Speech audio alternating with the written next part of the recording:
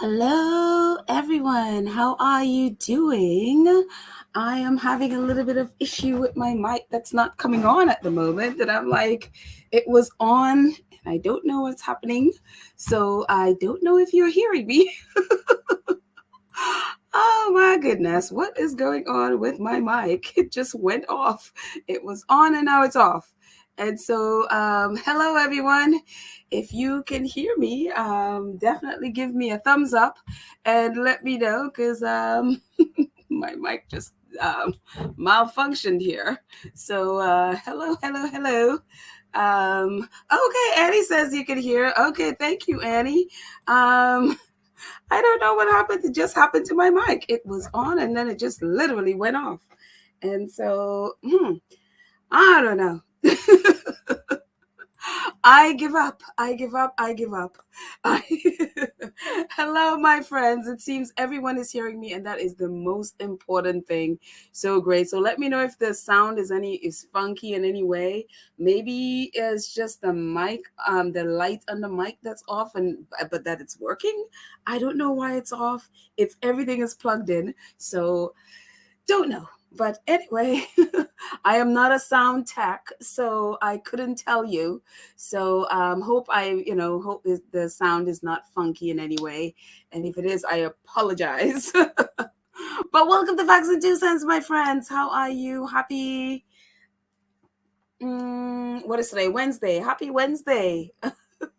Happy Wednesday to you. Okay, Ghislaine said I sound good. So great, perfect. So maybe the light on the mic, because it lights up when it's on, and maybe the light of it is just what went off, and for some reason it just I don't know. It's just one of those scary things. You're like, what happened? But anyways, that aside, hello, my friends. How are you all doing? And if it's your first time here, welcome to Facts and Two Cents. I am Petal, and as you know, I am biased and petty when it comes to our faves. I make no excuses. Lean into the petty when it comes to our faves. And our faves, of course, are Harry, Meghan, Archie, Lily, Mama Doria, Pula, Guy, the chickens, and all their other little animals that's running around Montecito. Those are our faves. So we are very petty, we're very biased, and everything else. But we also deal in facts as well. When it comes to other things, and even around the Sussexes too. Yes, we're biased and we're petty, but we also have a lot of facts in there as well. So welcome. Thank you, Lydia. Lydia is reminding us, please definitely like and share the video. Subscribe if you haven't, definitely if you're subscribed, and click the notification bell so you know when we drop a video. So yeah. Oh my goodness, the Sussex found. Oh my goodness, a fundraiser. I forgot to look. I didn't even look. It was supposed to have ended on the 15th. It's still going. I haven't looked, and so I don't know maybe somebody who can check the website for me and let us know how much we have donated. I have not looked since that day, so I forgot. To tell you the honest truth, I forgot. So thank you so much, Lydia, for posting this day. I'm assuming it's still going. It should have ended on the 15th, so I am didn't realize it was still going. Again, I haven't looked since then. So, but hello, Fancy and Connie Bomber. Hello. And Rafaela. Who else is here? Karen Emma, awesome moderator, is here as well. And Sharon. Oh, wait, Sharon, here we go. And Rosa. And I said Annie before. Hello, Annie again.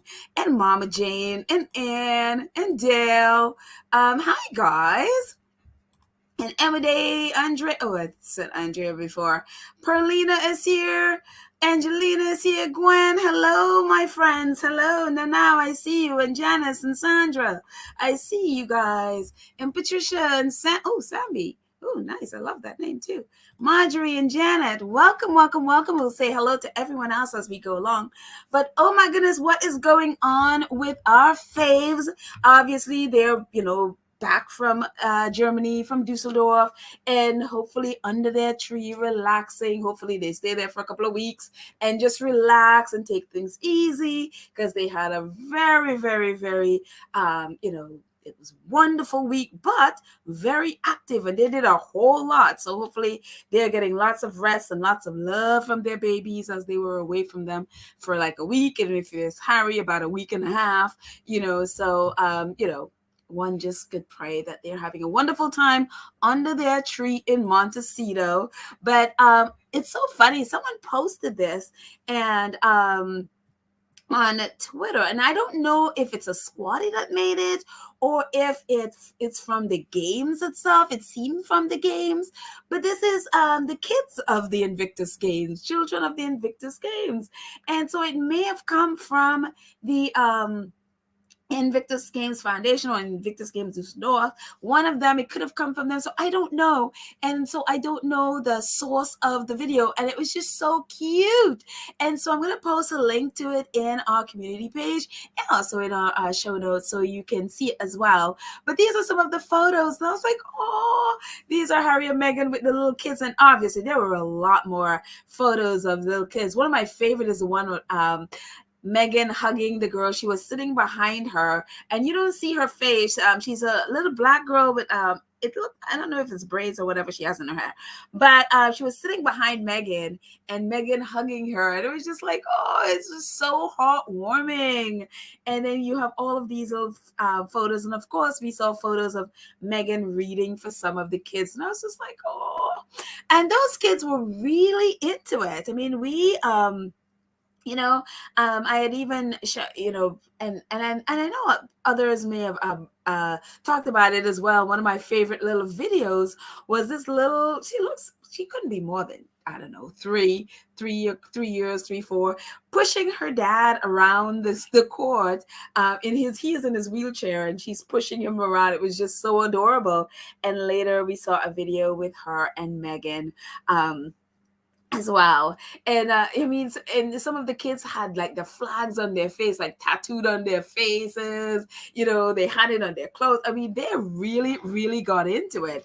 And at the bottom, one of the things that apparently in the I guess it was like outside of the stadium, but they had an area where people can go who are coming to see the games, can go and experience a little bit of what the competitors were experiencing. So they had their wheelchair there. They had the archery thing where people coming in could try some of the sports. And that may be what happened when you have the bottom right photo with the kids in the wheelchair. So I don't know if those were their wheelchair or if it's the game's wheelchair, but it's really cool that they're trying wheelchair basketball.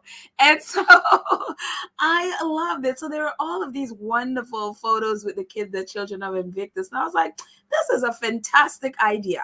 Really, really fantastic idea to have that, because the kids were really, really into it. They were cheering and jumping, and they have their little signs and everything. It was just, I'm telling you, this generation coming up are going to be so emotionally ready for people that don't experience the world, like if they're able-bodied, like they don't experience the world that they do as they do, and they'll be so much more compassionate and open to fighting for change to make sure that people who are in wheelchairs or using canes or whatever the situation is, that they are taken care of. And it's wonderful to see. And I was just like, oh, I'm like, that just did my heart good. So if you haven't seen the video, I will post it in the show notes so you can take a look at it. But it was just, again, I don't know. I literally saw it right before I came here.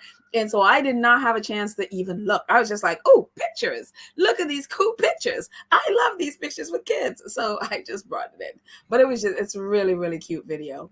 There's obviously a whole lot more photos in there. So yeah. What else is happening? This, it's so funny. One of the things that obviously it's the games was the motto, or the theme was a home for respect. And one of the things that is so throughout, and not just this. I mean, all the games are like that. But for me, I only started really paying attention to the games at The Hague last year, and so this is obviously is my second time really focusing on the games. And one of the things that is always there is the respect and love and appreciation for the volunteers. The volunteers are like stars of the show along with the competitors. You see even the president of Germany at the closing ceremony, even they thank the volunteers, and they're always going out of their way to thank the volunteers online and all of that. So make sure people feel loved, respected, taken care of, and appreciated. So this is one of the volunteer story of this young. Oh goodness, hang on one second. Did I just completely forget to bring her name in there? Shoot. Hang on. Oh no. I think, hang on one second. I don't want to not have her name. I totally meant to, and I think I completely didn't have her name there. And that is like, oh no, I can't believe I did that. Let me see if I can load this to make sure that I have her name. Merle, I think is her name. And hang on one second. Yeah, Merle. And so I was just like, oh my gosh, I can't believe I did not even, but I think Merle is her name. But anyway, this is such a cool story. This is basically, a story or an article about her volunteer experience. And that's her on the left there, standing next to a chair that was reserved for Harry. And so this is just a little bit, about her experience as a volunteer. And as we know, a few of our squaddies were also volunteers. Like Peace was a volunteer, and we have tons of photos that Peace. She was. After a while, they placed her at the bench where people could come and talk and stuff like that. And she was having such a great time. The teams would come up and just hang out with her and talk with her. And so she got to post quite a bit of photos at her bench, including her very, very cute dog that she had there. So it was really wonderful. So this is a little bit of Merle's experience as a volunteer. She said the atmosphere was super good and very appreciative. We were told from all sides that our work is important and valuable, said the athlete. For example, the participants exchanged the so-called country pins not only with each other but also with volunteers, so that Merle now has pins from Colombia and Canada at home as souvenirs. And the patron of the event also acknowledged the efforts of the volunteers at the opening ceremony. Prince Harry, of course. And another part of the article, she talks about meeting them. She says the very special highlight of the intensive days was personal meeting with Prince Harry and his wife Meghan, the Duchess of Sussex. I was actually just on the way to the elevator to the volunteer center. Meghan and Harry had probably just looked at the Canada House and they were just standing there. She remembers of the experience. As a big fan of the Netflix series Suits, she first approached the Duchess of Sussex, who not only took time for a very affectionate conversation, but even posed for a selfie with Merle. You should have posted your selfie. No, she's like, I'm gonna save that.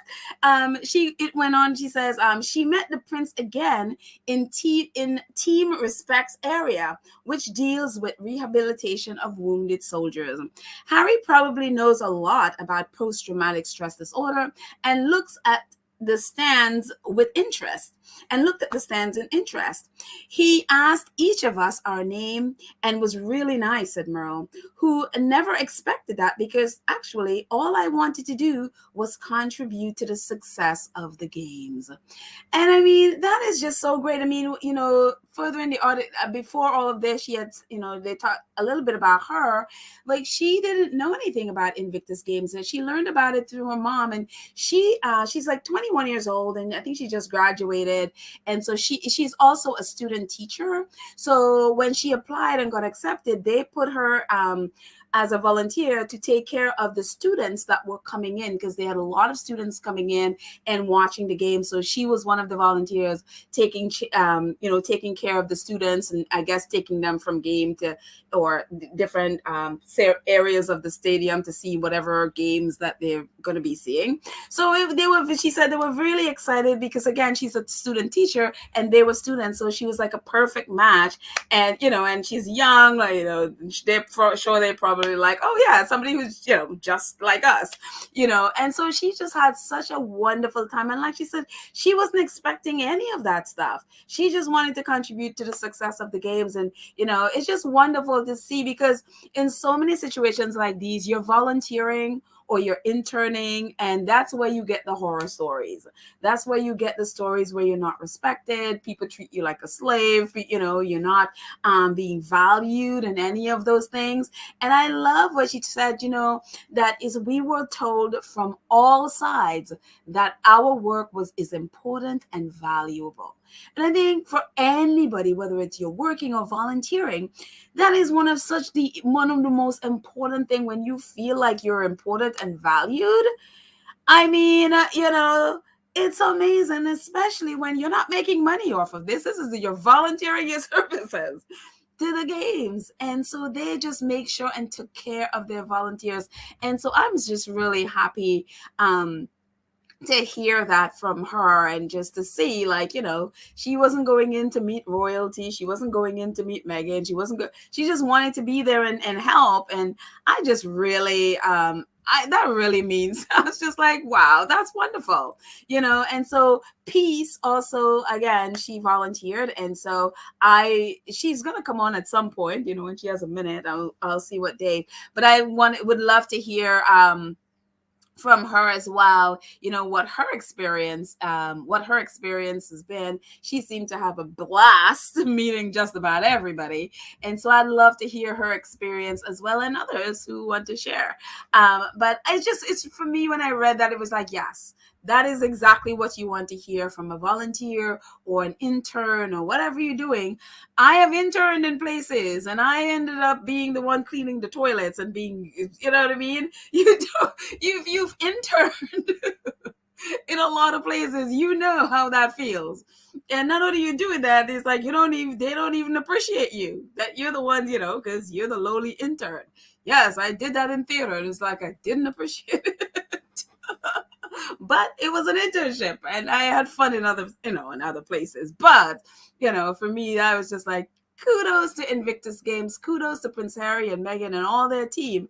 And that just shows, it's like, it's not just respect for the, their patrons or the athletes, or, the officials and the managers, but it's respect for every single person walking out of there feeling loved and valued.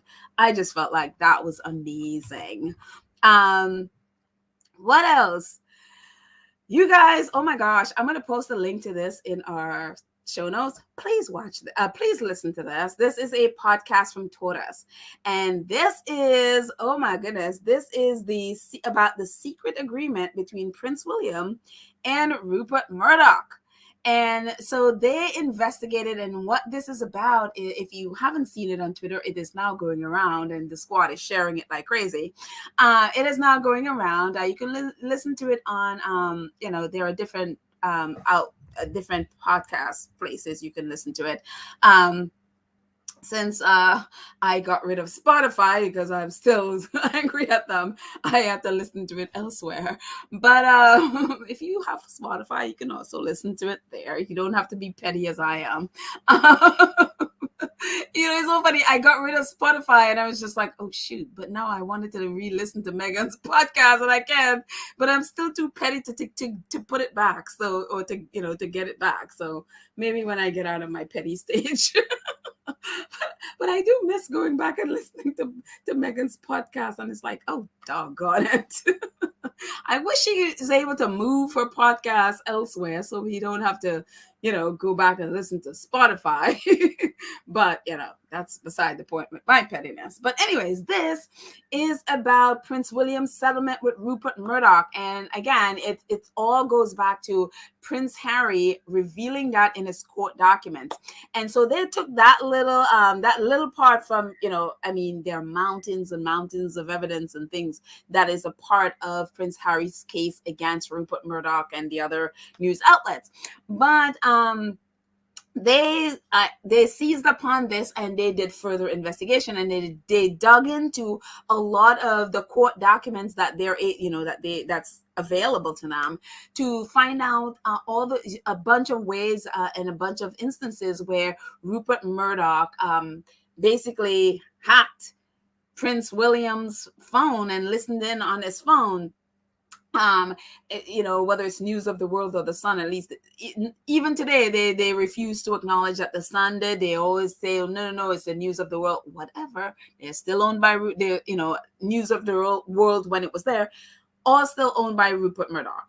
And so so they talked about all these different instances where Prince William's voicemail was hacked, and obviously private information on those voicemails then ended up in the News of the World.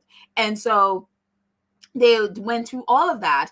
And then, one of the things that they brought up is, one is William's settlement, of about $1 million. Harry didn't say specifically exactly how much, but, it's substantial. It was someone close to, I guess, the investigation or close to the legal team did confirm to Tortoise that it was about $1 million, pounds, I should say. Also, one of the things that they did as they kept investigating is all the people that had issues and brought issues up against Rupert Murdoch, including Charles, including Fergie and Andrew and all of those things. Although, no, we don't know if they settled. All of those, with all the things that they used to write about Charles, they don't do so as much anymore. So they used to write some really invasive things about Charles. Those tapes with him and Camilla and all of that stuff came from Rupert Murdoch media. They don't do that as much anymore. They don't go after him anymore. The only person, it seems, and according to Tortoise, the only person it seems that they don't have a relationship, they don't have a settlement with, is Prince Harry. Even the Queen was trying to resolve and or file a lawsuit against them. She is now gone. So of all the royal family that does not seem to have, and we look at the reporting, that when you look at the Sun reporting with Prince Harry and then with the rest of the royal family, be it Kate Middleton, Prince William, Prince Charles, Camilla, Andrew, Fergie, all of them, when you look at the type of reporting that is done from the Sun against them, is very, very, very different from what they do to Harry, and especially Harry and Meghan. And that tells you very clearly who has who have resolved their issues with the tabloids, and most likely, we don't know if they got paid off in a silence. We don't know, but that's kind of how the Sun work. And so they also spoke about how, for example, if you settled your claim with the Sun in court, this is what they do. It's like, first, they will pay your legal fees and all of those things. But along with that, they'll also pay you out whatever the judge says, whatever. But along with that is silence. You can never write about it. You can never talk about it. So it's silence. And so we see that in the Prince William settlement. He got paid for whatever and silent. We would have never known about it unless Prince Harry talked about it. One of the things they talked about is when Harry brought it up, the timeline around 2020, when he said that William got a payout from the Sun, is that I guess it would have been the 2021 filing where, they all put out their foundation They put out their foundation budget and their totals and stuff. So it's public record, so you can go through. One of the things that Tortoise found in the document was a, a donation by a secret person for a little over £1 million. And it's in their files. And I got to go in there and try to see if I can find it, because I would love to see it, where some secret donor that they didn't put their name made a donation for a little over £1 million. And that donation was then allocated to the Earthshot. About 700 and something thousand was allocated to the Earthshot prize, and 300 and something £1,000 was allocated to Kate Middleton's early childhood project thing that she's doing. So although we don't know who the person who donated that money, when you look at the timeline that around when that money was donated, they're questioning, was that from Rupert Murdoch? And so they have put it, put that to Kensington Palace. They have inquired of Kensington Palace. They said the Kensington Palace PR team, the American, I guess it's the American guy now, they basically said, no, that is just conjecture and speculation and all of that stuff. They specifically bluntly put those questions to Kensington Palace. Did that money come from Rupert Murdoch? And so instead of saying, no, it didn't, what Kensington Palace PR team decided to do was, no, that is speculation, that is conjecture, that is all kinds of things. And what Tortoise is saying, the one thing they did not say is, no, that did not come from Rupert Murdoch. And so if that's it, that could very well be that money that is part of funding Earthshot Prize and Kate Middleton's project. Rupert Murdoch is basically a climate denier. I mean, look at Fox News and all. They don't believe in climate change. They don't believe in any of these things. And if that's the case, it couldn't get any worse, could it? It is just like, are you serious? Are you serious? And if this is the case, people need to know. And of course, this is the thing that most of the British press will not touch. So I'm glad that Tortoise bring it out there. I'm going to put it in there. Please listen to it and please share it, because these are questions that need to be answered. Is William taking money from someone that doesn't believe in climate change while going out preaching about it? I mean, would you be shocked? No, I don't think anybody would be shocked at that mess. So really incredible investigative job and, going and looking at the facts and just, this is what the facts is. This is what it says. What is your, what's your answer to it? And so really great, really, really great work. So yeah. Anne Lewis says, I tell you who is pulling the strings. Rupert Murdoch was in control and allegedly blackmail what has also been handed over. Why and what are the Met Police doing unless they are under him? I mean, Rupert Murdoch basically controlled the government, the royal family, the whole bit. It's just like, again, we saw his party over the summer when he had this, this luncheon thing. Even MI6, the head of MI6 and MI5 and MI6, I think they're called, they were all there. So it's just like, hello. Your intelligence is going to to a tabloid party, you're in trouble. So yeah.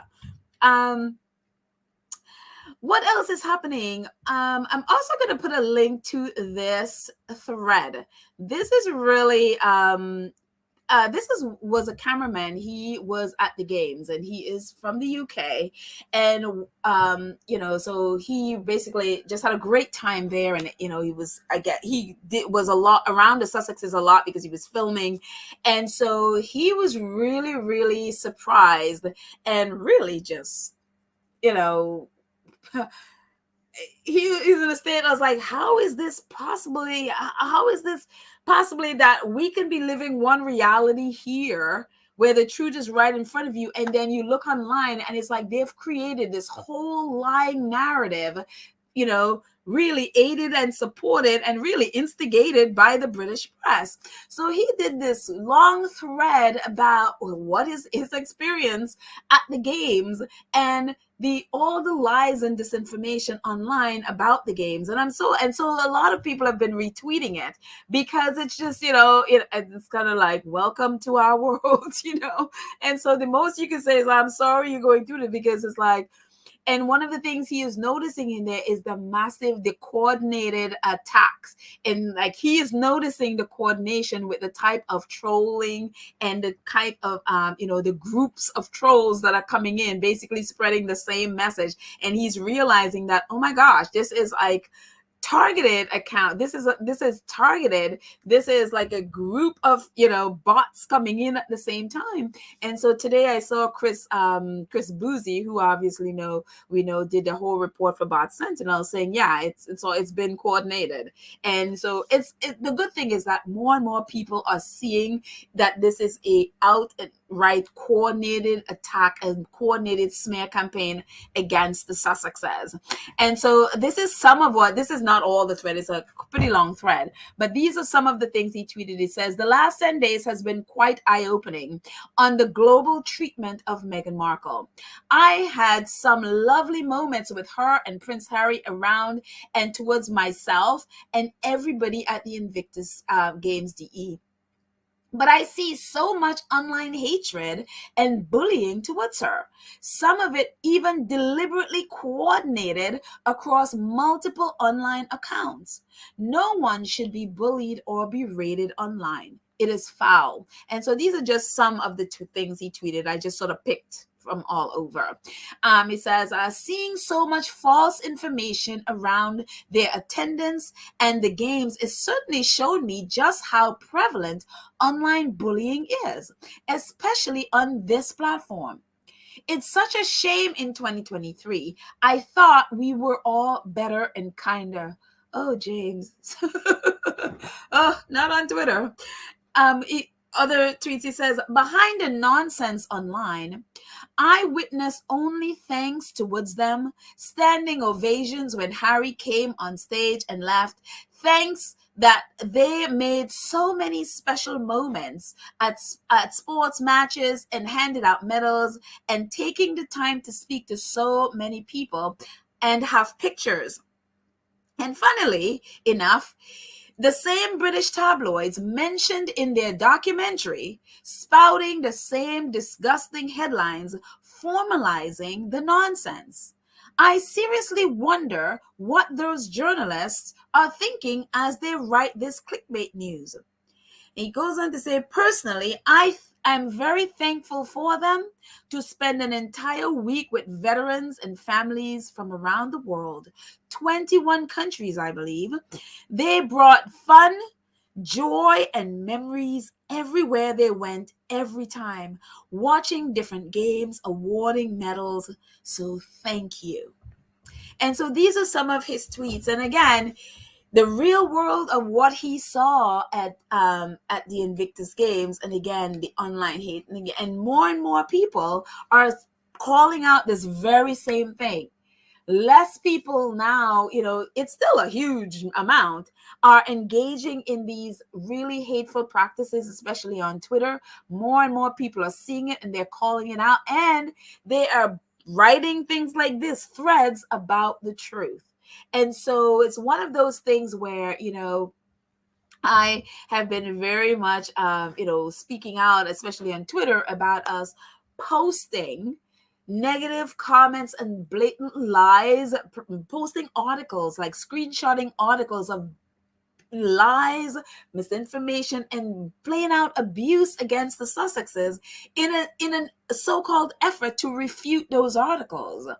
And so people are like, no, but you need to screenshot those articles in order for people to see it and believe you. And then you can say, you can also post what is correct. I was like, that is false.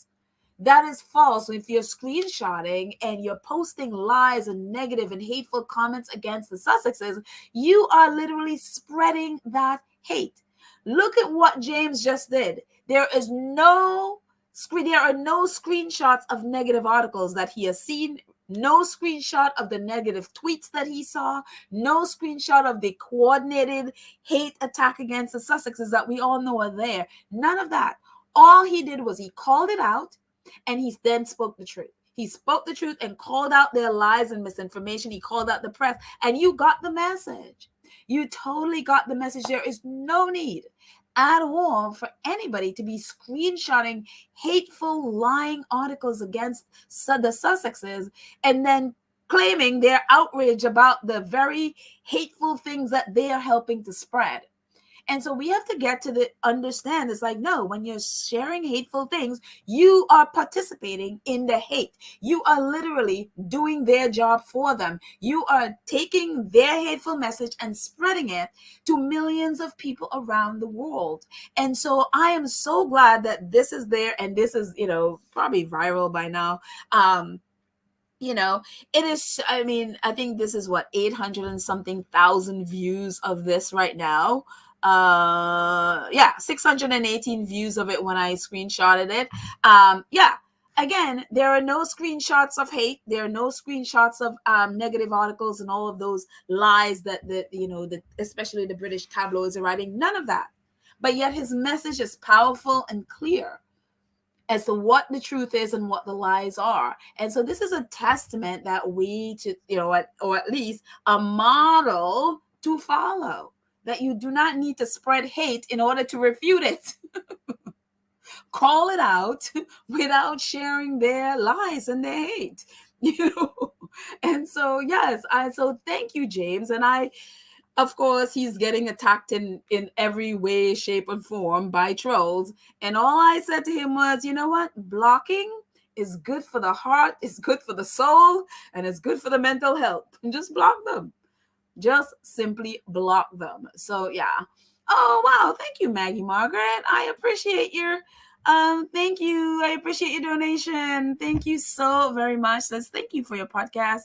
I love what you present and how you present it. Oh, thank you. I appreciate that. That's very nice and encouraging. So thank you so much. And hopefully others do as well. So thank you. And for your very kind donation. Thank you so much. So yeah, I am really appreciative of him. And again, he is in the media there.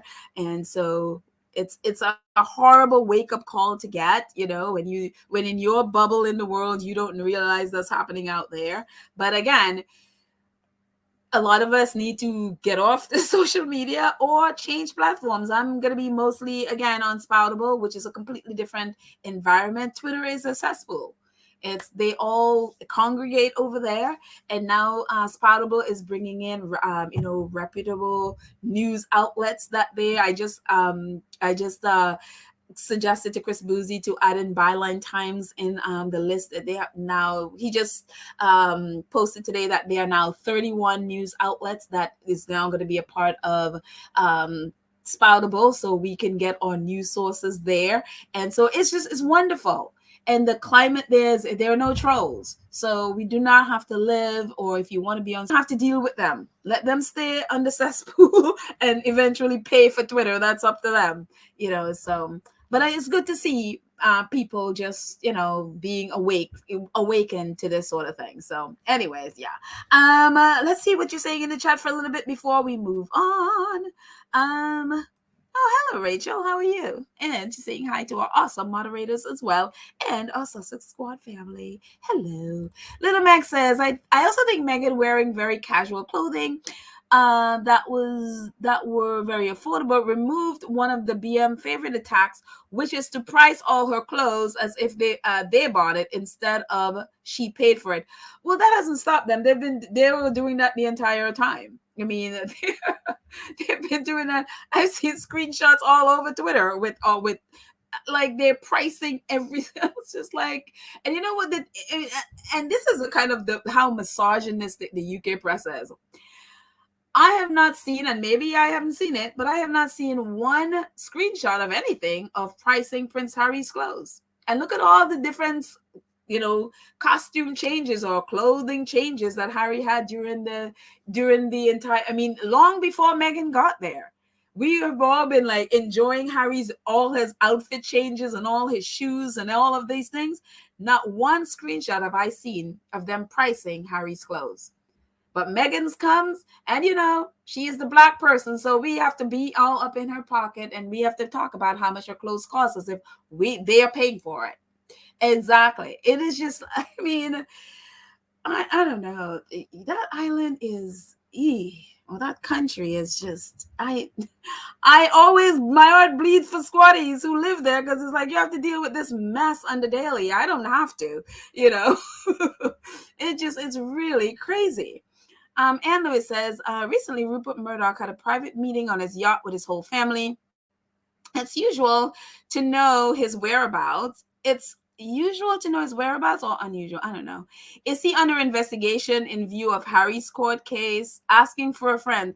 Well, yeah, I mean, I don't know that he personally, but definitely his, I don't know, they're under investigation. There are definitely court cases out there against them.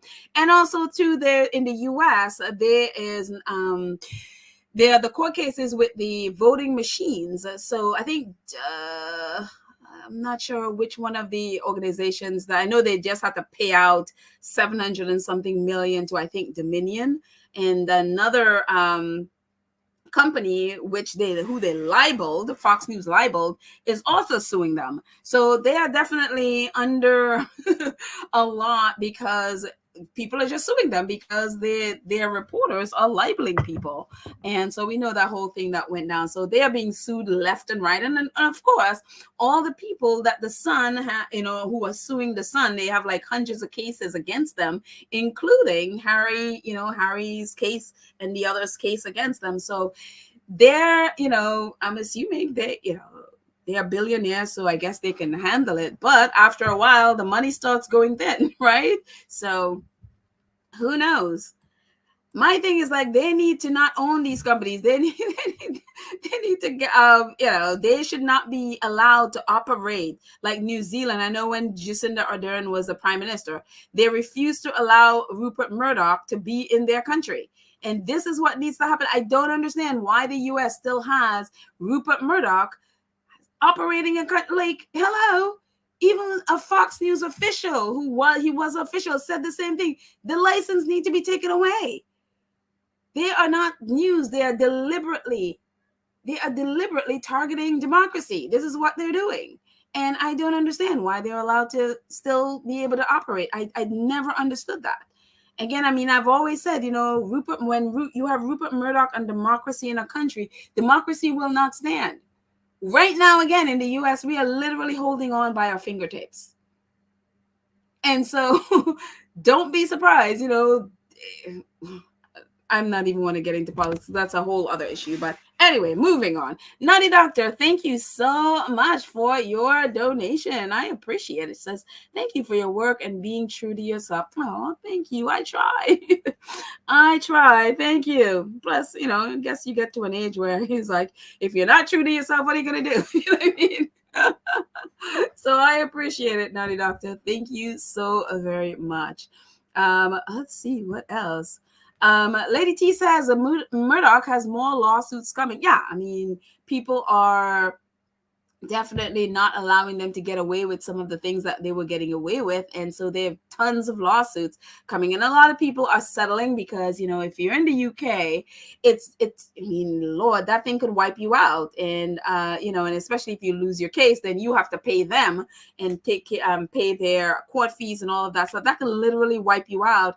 And so a lot of people end up settling, and for whatever pittance, in the UK, you don't make a lot of money at all from those lawsuits. In the US, that's why we were like so shocked when Sienna Miller only got $500,000. We're like, what? Because in the US, again, Dominion sued them and won $780 something million. So 500,000 pounds is like coffee change to Murdoch. And so that's why they keep doing what they're doing, because they get to not pay a lot of money, and they basically will ruin your life after. So yeah, it's really sick how it works in the UK. But anyways, let's see. Let's move on. Thank you so much, Lady T, for your comment. Let's see what else we got. Ah, yes, New York, New York. It's so funny. I saw this picture online. I was like, "Oh, I think this is now one of my favorite photos." I don't know whose picture it is. So whomever it is that took this photo, credit to you. This is now one of my favorite. Now, you know what? I'm actually, you see, now I'm thinking about it. I should have done a Google. What I should have done is I should have done a Google search for this to find out the where it how it originally got online. But this is now one of my favorite photos. It's so representative of New York. I love it. Absolutely, absolutely beautiful.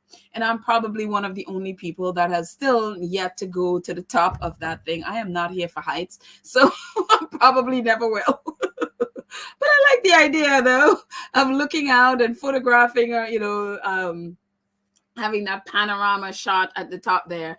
Probably never will. But I like to think maybe I will one day. I'm not here for heights. But I mean, why are we talking about New York? Of course, and we're just going to go through this quickly. I'm sure you guys know what happened in New York. Thank you all who were mute for a couple of days, who did the mute challenge and not amplify this mess. And you know, I feel like I'm at a loss for words as to how Prince William and Kensington Palace is such a mess. Like I don't understand. Like I don't understand. What I don't understand is when you have the kind of resources that they do have and have the ins. I mean, even a few days ago, one of their courtiers apparently were bragging about William could just snap his finger and get things done. He could just snap his finger and, basically move the world. And Harry doesn't have that ability because he's no longer a quote unquote working royal, which we know that's nonsense, but that's their thing. And so if you have all of those power and you have that kind of input, you have that kind of influence, which honestly they do have. And people like to lie that Harry doesn't have, but Harry's still an HRH. Harry could get into places and he has connections that normal people just don't have. We don't have access to that kind of thing, which Harry still has. Yes, he doesn't use his HRH, but he still has those privileges. And so, which the press like to lie and claim he doesn't have. But that's another story. But I don't understand how you can have all of that and just be a mess as Prince William. Like, who are the people that work for this man? Who are the people that advises him? And we know he's like a total Tory, so a lot of the people that work for him are Tories. These people, I'm looking at this, I'm like, these people don't have the common sense God gave a goat. It is just as unbelievable to me that they would think that you will come to New York, and this is for everybody. People say like New Yorkers are rude. The point is, New Yorkers we're not here for people to waste our time with nonsense.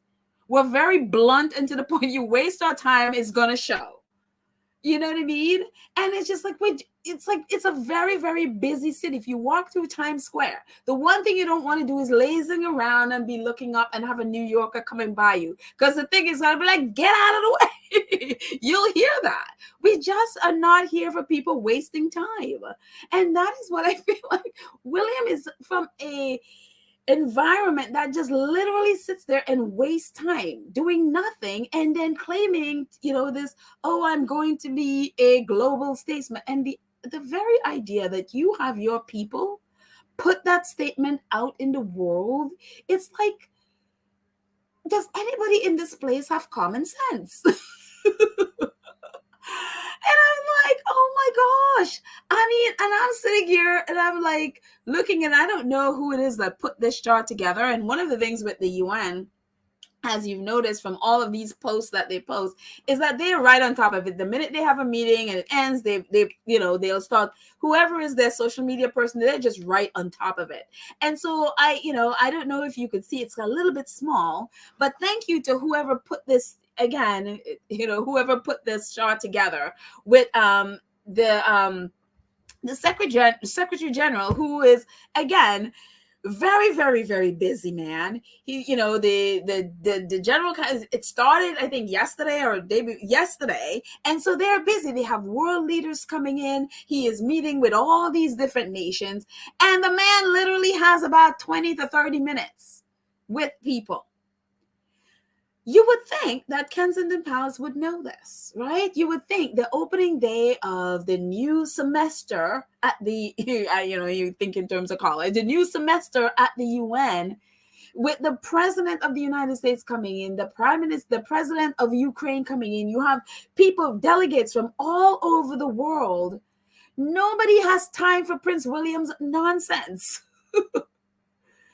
These are men and women who are leading countries. They do not have time for Prince William. And so to take up people's time, I mean, look, you want to meet Antonio Guterres, fine. Could you have picked another time? Could you have picked another, or do a Zoom call? Why are you in New York wasting this man's time?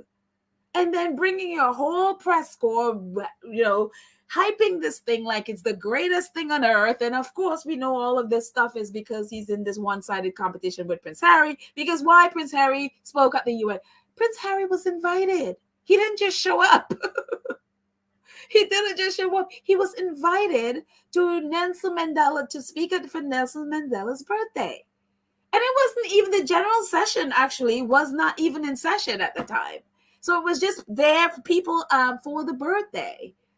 So Harry didn't just show up and be like, okay, I want to speak to Antonio Guterres. And you know what I mean? And if you can see from there, this man is busy. He met with William for 20 minutes. We know that. Why? Because they tweeted right at 8:21 that he was meeting somebody else.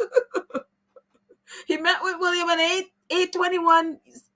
UN spokesperson, he tweeted out again. He met with somebody else. At 9:20, he met with Sanchez Castilla, whoever that is. I don't know. But then, and at 9:12, he met with the president of Sudan. And at 9:16, he met with, it's just like other people. It's just like 20 minutes, 30 minutes, that's all the man had.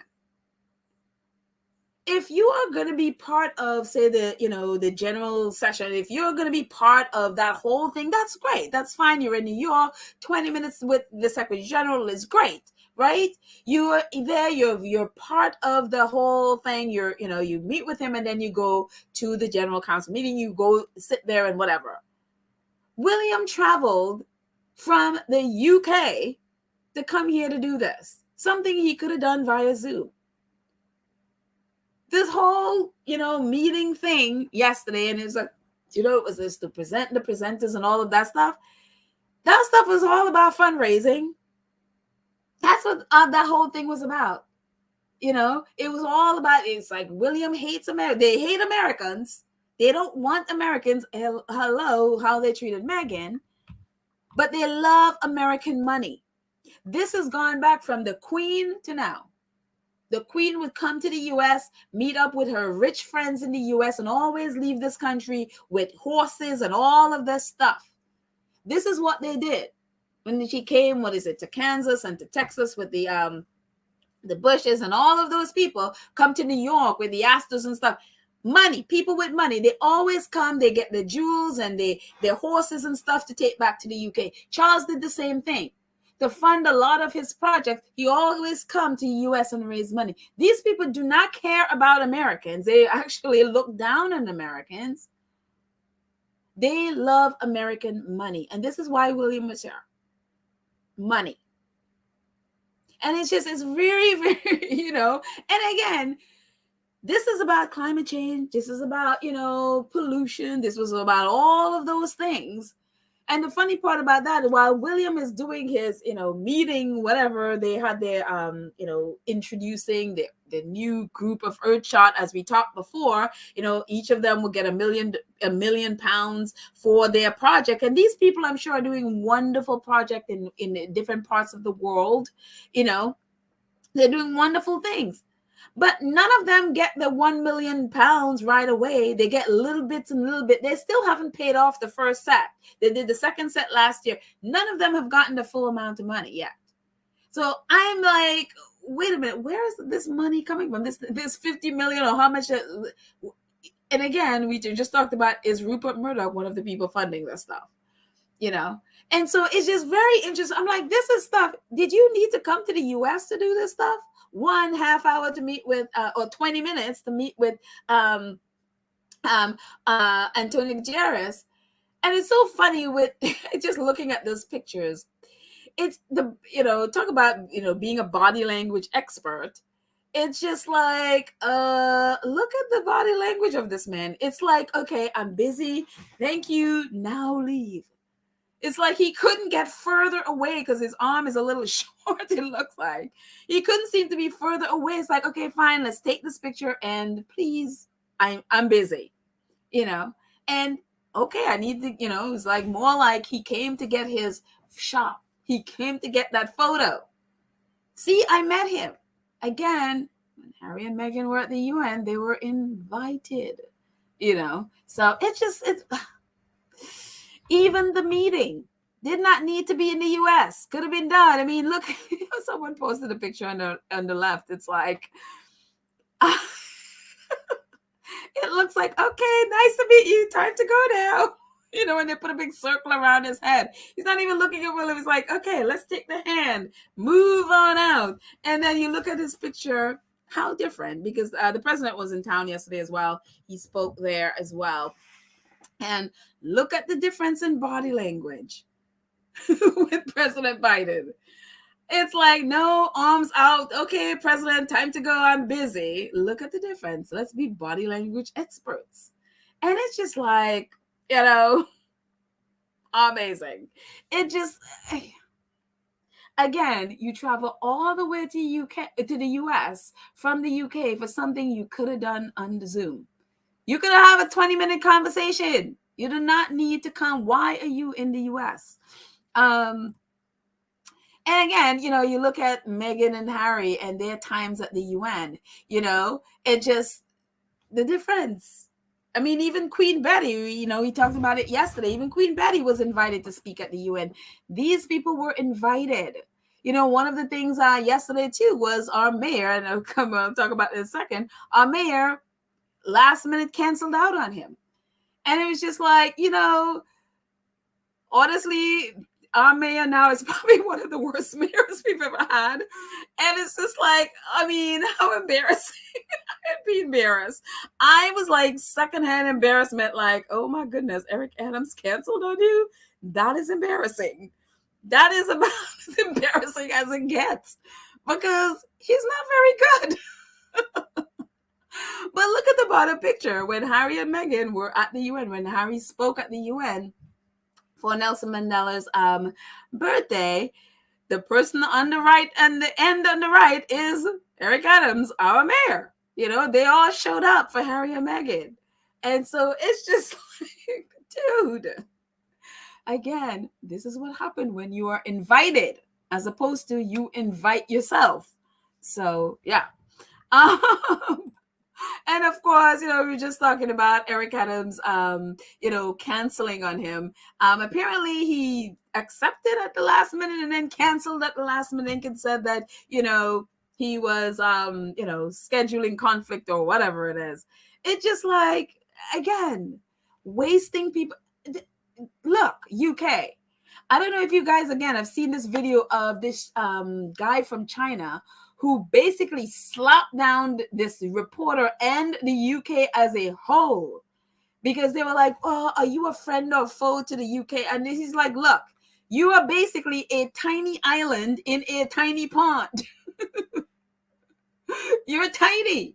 You are literally at the kids' table. You can't look at us as your enemy. Like, you're not in that space. You're not in the space of, are we your enemy? It's like you don't compare. You can't. It's just like, you look at something like the US and China. It's kind of like you're looking at this person that is of such low stature that doesn't understand their place in the world and are screaming and whining, look at us, look at us, look at us. It's like, dude, sit down, eat your food when grown-ups are talking. And it's just like, it's like I'm like, anyways, moving on. Anyway, Eric Adams cancels on him because, again, we're busy. New York has a lot of problems. Eric Adams has a lot of problems he's dealing with. He's not here for nonsense, which would have been escorting William around the firehouse. I mean, like, why do you need the mayor of New York to be escorting you around the firehouse? Although we had the mayor and the governor escort the Sussexes when they were here to the memorial. But again, that's the the World Trade Center memorial. And so, but he canceled. I mean, I guess he probably like, oh no, I got more important things to be dealing with, like our immigration system that is like a disaster with homelessness. I mean, there's so many problems in the city. So obviously, city and state, and I didn't even know that was a paper until yesterday. I was like, oh, okay, I'd never known about them before. It's like Representative for Adams didn't immediately respond to the requests for comments about why Adams appearance with Prince William was quickly scheduled and then canceled. Maybe it's no great loss. If we had to pick one of the royals the Adams pal around with, it'll be Prince Harry, who he actually owes an apology to because of the lie he told when Harry and Meghan were chased around New York. So he really owes Harry and Meghan an apology for that lie. Because of his lie, a lot of people picked up on his lie and attacked the Sussexes. So he really owes them an apology. Again, this man is like a mess. So, but instead, Annie McDonough, she went ahead and Annie McDonough reported, says, Eric Adams' appearance with William was canceled because of scheduling conflict, sure, but the heir apparent still met with FDNY head Laura Kavanagh and firefighters to thank them for their service and talk about mental health, according to the department. Again, William talking about mental health. William has never gotten help for his mental health. William has never seen a therapist. We know, according to his own Reuters reporting, about his anger issues. We know, according to Prince Harry, his anger issues and attacking his brother, which is illegal, which is a crime. Prince William has never sought help for his own mental health. I don't know why this man is allowed to be talking to people about mental health when he needs help himself. He has never gotten help for himself. I don't understand it. So anyway, he's there talking to them, and of course, the FDNY Commissioner Laura Kavanagh, she's like, it's an honor to host Prince William at FDNY 10 House. Or the Fire Engine 10 House. Today, we engage in a discussion about how mental health plays a big role in the overall health of our members and how the FDNY changed its approach to mental health counseling after 9/11. And of course, this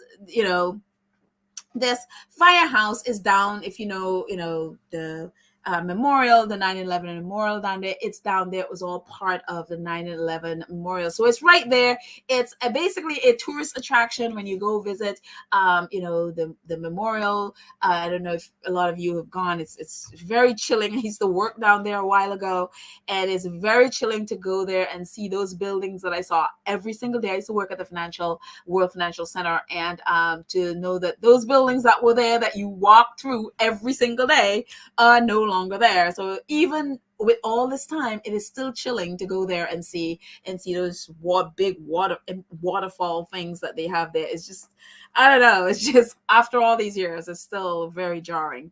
But so it's basically a tourist. I mean, you will find tons and tons of tourists there all the time. As well, it was just 9/11, a week and something ago.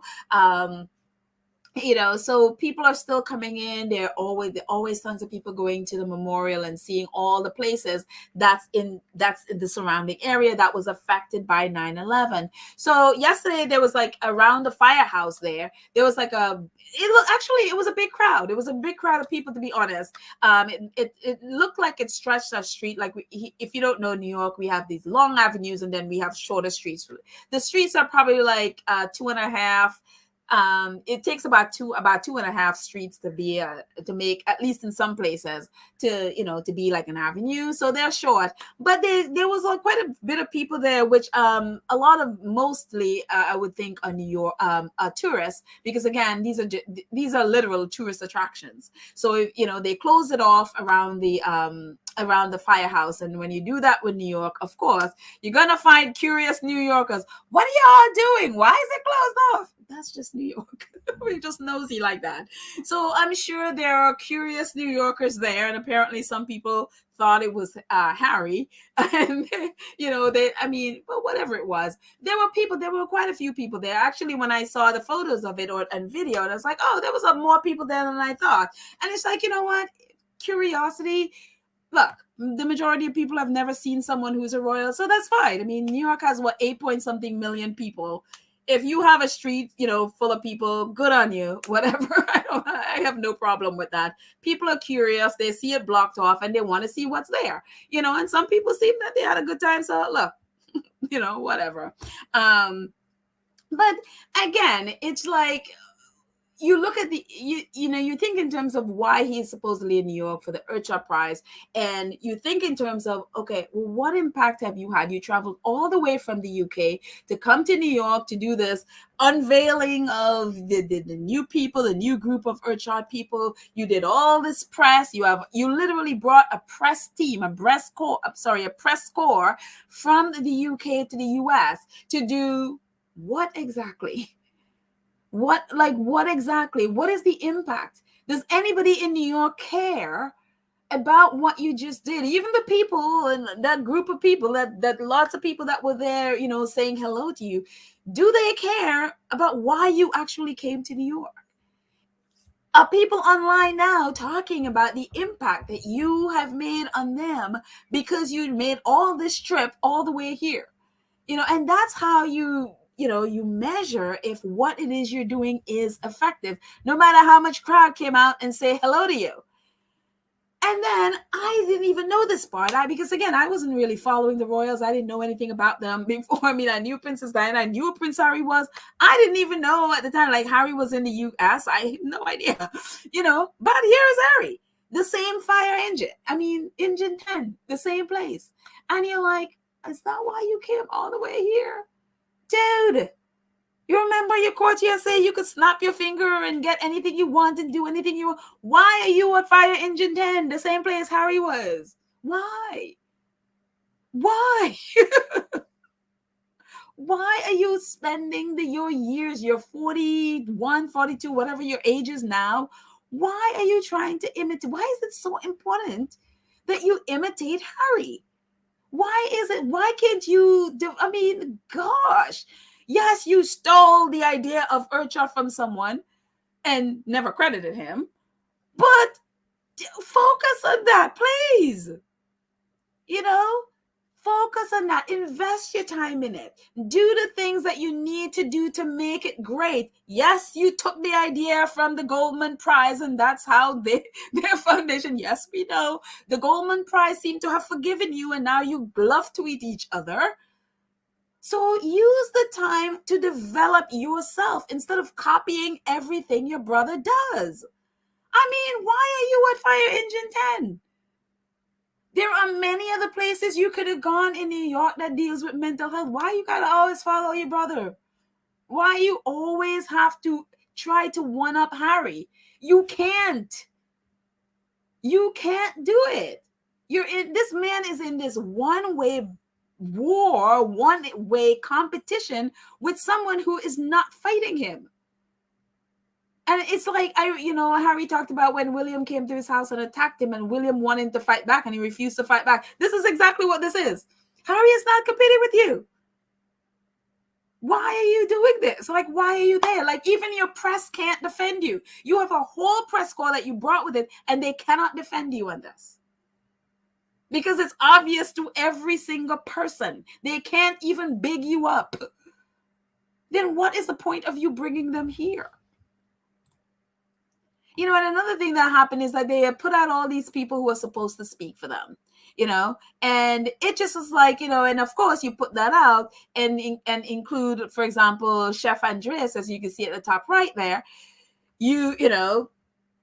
and then you put that all out, people are normally, they're naturally going to make connections, right? You put out Chef Andreas there. Well, we know Chef Andreas because Harry and Meghan work with Chef Andreas. But Chef Andreas talk about them all the time. He loves them. They have a great relationship.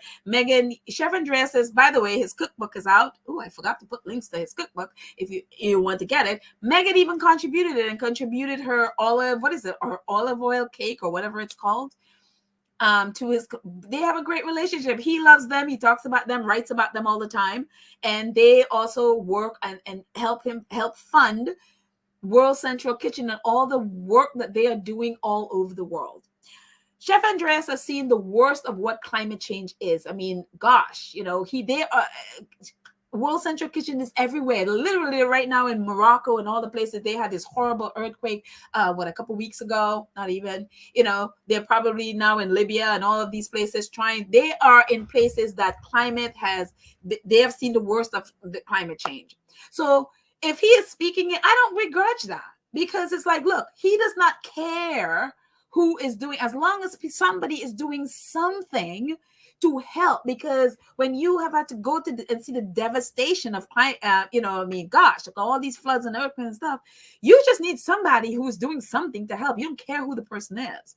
So I have no problem with, Chef Andreas being a part of this if it helps. I mean, again, put William aside and all that mess. The people who are actually doing stuff, the people that, the nominees, these are people in different parts of the world that are really working and doing great things to help and to protect their countries from climate change. So they are doing the actual core of this. The people that they should be focusing on are doing great work. So I don't begrudge anybody wanting to come and like, look, okay, you're doing this, maybe I can help. The Goldman Prize is doing it too, maybe I can help there too. Anything to stop what is happening and to sort of maybe reverse what the damage we've already done to the earth. So I have no problem with any of this. Like, right, but then you put this out there, and what happens? The British press, so this is what they do. Newsweek, Jack Royston, Prince William's new partnership is a win in Harry and Meghan rivalry. They already start rivaling. And who they use? Chef Andreas. Jose Andres, founder of the World Central Kitchen, was a major early partner for Harry and Meghan's Archwell Foundation. They teamed up to provide 50,000 meals to people in need around the world between 2020 and 2022. Now, Prince William has landed Andreas as one of the several high-profile guests at his Earthshot Prize Innovation Summit, New York, September 19. All of a sudden, is this competition that is not there. Chef Andreas is still working with the Sussexes. That hasn't changed. But all of a sudden, it's now a win because William has apparently stolen Chef Andreas away from Harry and Meghan because, the one-sided competition. The problem with that is Chef Andreas was not there last night. Yesterday. Chef Andreas was at what's her name? Hillary Clinton's daughter, Chelsea Clinton. They had an initiative going on. Chelsea and her dad, Bill Clinton. This is where Jose Andreas was. So I don't know if maybe he did a video and sent it to William's Earthshot thing, but Chef Andreas wasn't there. This is where he was. He's like, thank you, Bill Clinton and the Clinton Global, for making space today to talk about the importance of food, as the WFP chief shared. We must treat food as a national security issue, centering food in every department and every major decision. And he also spoke. He said, grateful to have listened to and followed on stage Rev. Dr. Baker at the CG 12023, and more numbers, I guess. An incredible inspiration and how we can together, only by listening to people can we help solve the greatest challenges. And I believe with moral approach, we can best fight to feed the hungry. And so he was here at the Clinton Global Initiative. He was not at Earthshot. And so he may have sent a video. I don't know. I didn't watch, Earthshot stuff. He may have sent a video. But to see what the British press does, and I guess not only William has his own issues with, in his one-sided war with Harry, But when they do stuff like that and not clarify things, they give their press license to then drum up and heighten this one-sided war. And then stuff like as stupid as this happens, where you have this person as listed as, from the list, it looks like they're going to be part of your thing. And then the person not only doesn't tweet about your stuff, they don't even show up to your stuff. He's at the Clintons initiative. And so you end up looking stupid because you didn't make clear exactly what role Chef Andreas was going to play. And it's so funny because at first I didn't even see Jacinda Ardern. I was like, I know Jacinda Ardern because they had also mentioned that, the one-sided war thing, like, they were trying to get, the Sussexes were trying to get the Jacinda Ardern, but William was won because Jacinda Ardern is now one of the officials for Earthshot, and so she's one and she's going to be there. So at first I didn't see Jacinda, but then I saw there was a video put out that she was there. There was not much press about her, or at least none. There was no press about her at all being there. That's why I thought she wasn't there. But then I saw a video that it seemed that she was there. So maybe, I don't know if she sent a video with an interview for the person, but she was part of the video, so she may have been there. But she was part of when I was looking into the Earthshot stuff, she is part of the video as to what happened that evening. So I'm assuming she was there in person. If she wasn't, then it was a video she sent into them. Who knows? Don't know. But I know Chef Andreas, he hadn't posted anything about Earthshot at all. So whether he did a video, maybe he hung out with them later, so I don't know. But I do know, according to his evidence and what he posted, he was at the Clinton Global Initiative thing at the UN yesterday. So it's just like you set yourself up for this kind of mess. Again, this is so like, again, who are the people that work for this man? Common sense people, One of the big things with marketing and advertising is like, you know what? You undersell and over deliver. It's like, that's how you do it. You undersell what it is you're doing and over deliver it. So when you deliver, you're like, oh my God, people get so much more than what you promised. But with the thing with the Prince William and Kensington Palace, they overpromise and then grossly underdeliver. So people walk away completely underwhelmed, and it's so. And again, the only thing I'm gonna say about this is, ew. If you're a New Yorker and you're seeing this, is like, ew, gross. That's the only thing I'm gonna say about this. I mean, the New York skyline looked great though, as it usually does, but ew. I mean, look, they're this environmental group. They're trying to do oysters and stuff. And I mean, thank God I'm vegan. I never have to deal with this mess.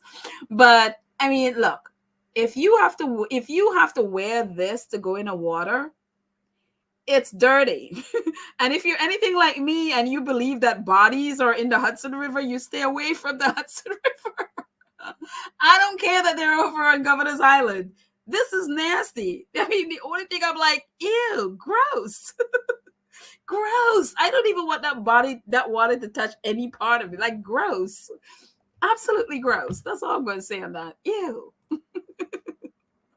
And, look, I could say my opinion at the end of the, all I want, but at the end of the day, numbers don't lie, right?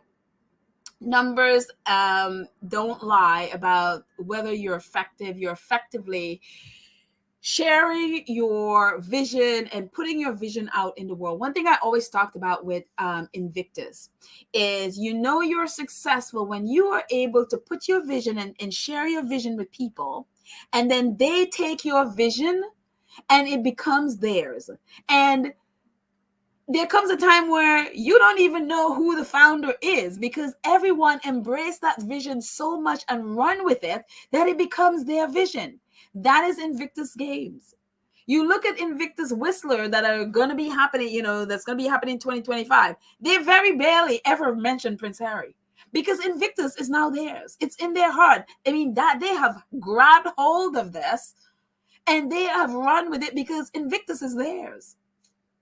If you look at even Invictus Dusseldorf, it's not about Prince Harry. They love Prince Harry, and they support, but it's theirs. Look at what the fact that they are going to be having now an Invictus Germany. It's theirs now. And that's how you know that what you're doing is successful. Because your heart, you implant your heart and your vision into someone, and they take that vision and run with it. And you know that by how much people engage with it. Not just see what you're trying to say, but engage. That's why we as squaddies, all of a sudden, we were like blocking everybody out. Mute. We're all about the games. Why? Because Prince Harry's vision is in all of us who's never even been to the games. And that vision for Invictus and the military is in all of us now. And we are sitting here defending the games and at the games and blocking everybody out. And we're like, we're all about Invictus. That's when you know you're successful. Prince William has a lot of work to do on Earthshot. And is he willing to do it? I don't think so. Because now I'm hearing that they're hiring a CEO. And what is a CEO going to do? You're dumping all your work on the CEO. And then when the CEO does whatever, you take the credit for it. This is what is going. It's like, I hope that no person is stupid enough to take that role. Because that is, when I saw that thing, I'm like, that would be one of the most thankless jobs of all that I've ever seen. William needs to learn. He needs to start working. That is what he needs to do. You say whatever you want about King Charles, and I've said a lot. I am not here for King Charles. But King Charles is a man who worked. All the stuff that he did with the duchy and all the things that, whether you appreciated his architecture and all of the things that he done, that man worked and worked and worked. He's actually a workaholic.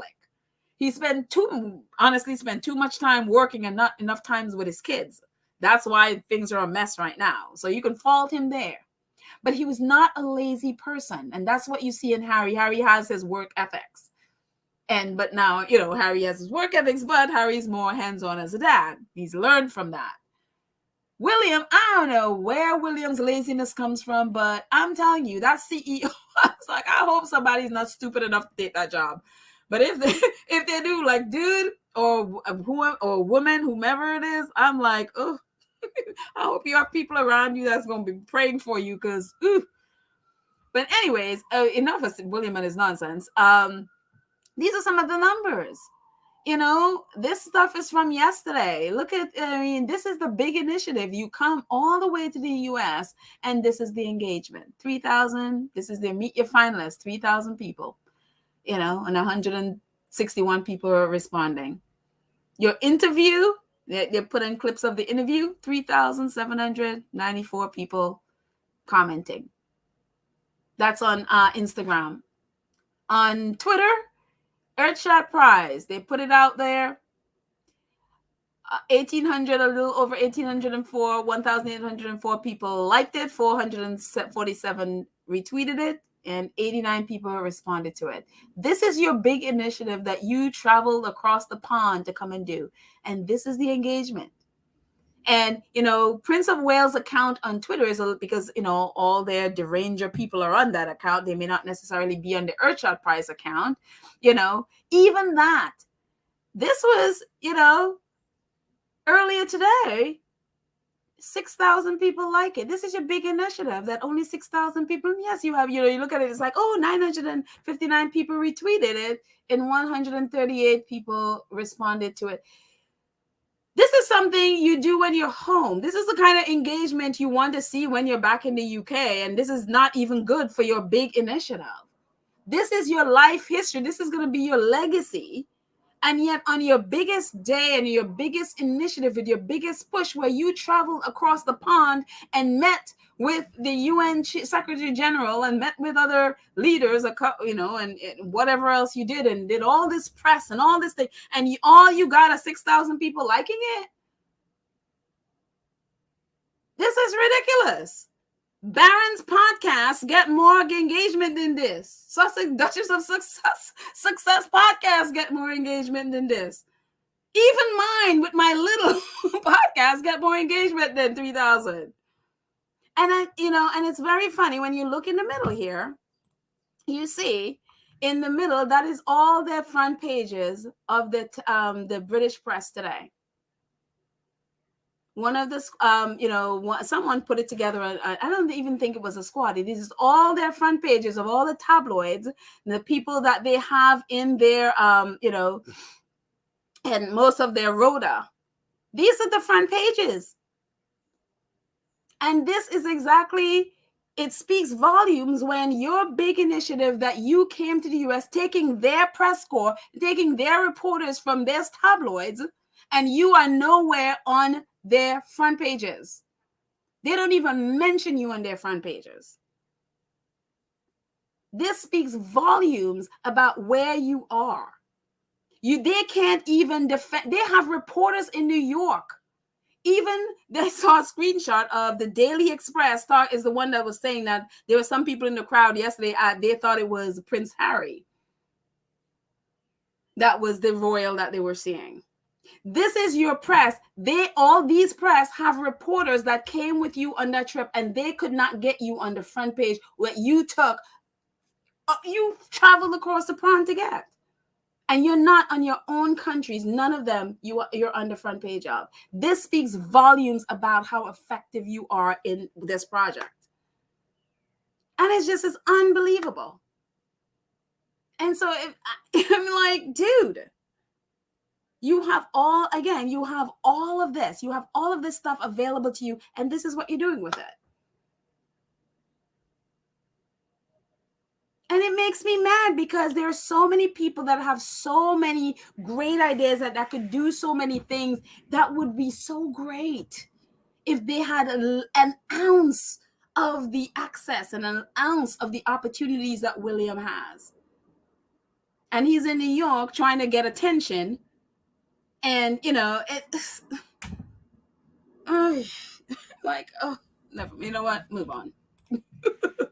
And even you talk about I guess the summit thing that they did yesterday was live. Only 230 people showed up to their live. I mean, it just, again, numbers don't lie. You can think what you want about William, as I do, but numbers don't lie. Only 230 people showed up for his big initiative. And so why are you in New York again? Again, New Yorkers are not here for people who waste their time. This was a waste of time. You could have stayed and done a Zoom in the UK. This is ridiculous. And so I feel angry. I mean, one, you took Ignatius Shopes, who, his idea, and it's just like, dude, what are you doing? What are you doing? So anyways, moving on. And we move on to this one. Again, a lot of this was, we were going to talk about this yesterday, but nobody wanted to talk about it. So it's a little bit Shutter Island heavy today. So I'm sorry. I'm going to jump into the chat for a second. We may not get through all of it today, but some of it we'll save for another day. But let's see. In the chat, Charity says, the irony is he can visit the US, yet incandescent with Meghan's mention to slightly get an invite, it's war. The irony is he can visit the US, yet incandescent with Meghan to slightly get. I'm not sure what you mean, Jody say. The media platforms are on steroids, with highlights of feckless news broadcasts. Yes. I'm not sure I understand everything you're saying, but I think I kind of get what you're saying. It's the whole thing is ridiculous. I mean, it just, again, his own press can't even defend. They can't even hype this. Because again, you're not in the UK where they can hide things. You're in the US and then you have social media. So they can't control the narrative in the US. So they can't hype it. They can't lie because, again, they're not controlling anything. And again, the majority of the U.S. press has ignored that. They have ignored William. Very few people. I mean, I think a couple of the New York outlets mentioned it, and that was it. But it's not. Yeah, people have pretty much ignored this whole thing. Yeah. So, Kissendor says, "Pedal, even our fundraiser get more respect than his visit to other countries." Yeah, like hello. It's just like, oh my gosh. And like, that's what happens when you live in a bubble and you're believing the nonsense of your tabloid that you are, the most popular person in the US. And it's just like, I so let's see. Um, um Vanzola says the UN Plaza only holds 161 or 257. Whoa. No, that was online. And that was the viewer because it was streaming live. And so that number is the people who tuned in online. It's not the people in the audience. I'm assuming the majority of the people in that audience are rich people in the US that they need their fundraising. They want to get money because it was all about philanthropy and all of that stuff. They need money. They need people. They need that $50 million or whatever it is that they vowed that they're going to have to give to the people. So when they're in the US, know that they're raising funds. They're trying to raise funds. And so I'm assuming those are rich donors. A lot of them may be in that audience. So, but I'm just talking about the people who are tuning in, regular folks tuning in live to listen to Prince William. Was that 230 something people? Yeah. So, nurse wife mother says he should have stuck to the rivers and the lakes that he's used to. Well, yeah, except he came to the nasty Hudson River in the US, but not that it's any better in the UK, even around the Dutch, apparently, because they've been pumping feces into the ocean, like deliberately pumping caca into the waters, and people are getting sick and all of that stuff. And yeah, neither William or Charles have said a word about it. So yeah. So this is a little one about Prince King Charles now. King Charles, obviously, we've talked numerous times, including looking at their actual schedule. We did a sort of take on the Republic. They did a whole thing of William and Kate's schedule and how little they actually work, and how when you look at the court circular, when you look at the engagement, it looks like they're doing all the stuff, but they pad that things with so much words. But when you pull it apart, it's very little. A lot of times the engagements are right in their area, and it usually is like between 20 and 45 minutes. And so this is really exposing really just how little Charles and the others work. And so this is a little part of the article from the National, which I think is a Scottish news outlet. It says, yet an analysis undertaken by Republic found that many engagements lasted much less, because you think that they're going out all day, doing their engagement. And so Republic is saying, no, their engagement lasts much less. And that the number of engagements officially recorded by the royal family is often inflated by counting single events as multiple engagements. Republic stated that 40 out of the 257 engagements were traditional. 40 of the 250 engagements were traditional public visits where Charles might meet people in the street.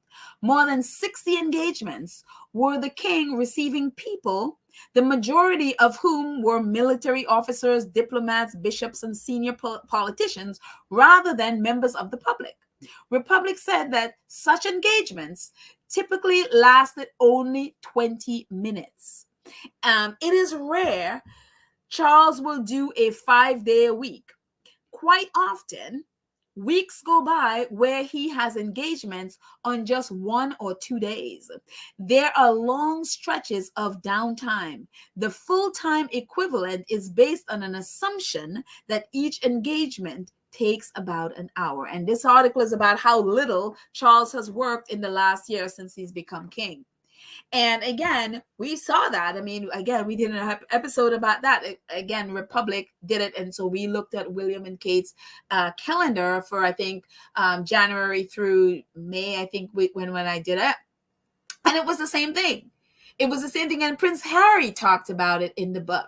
And that's the reason why he wanted nothing to do with the court circular, especially coming to the end of the year, because they would pad it. They would put things in there that are supposed engagements that are not.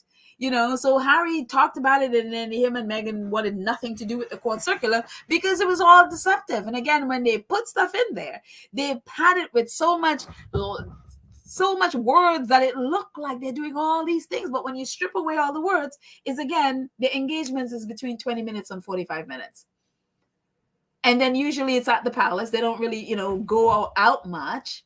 And if they go out, it's wherever they are. It's usually in a charity or something right there in the area. So they very rarely travel out. So when you see them, flying out, whatever, and even in those situations where it's in the community, a lot of times they just take a helicopter there.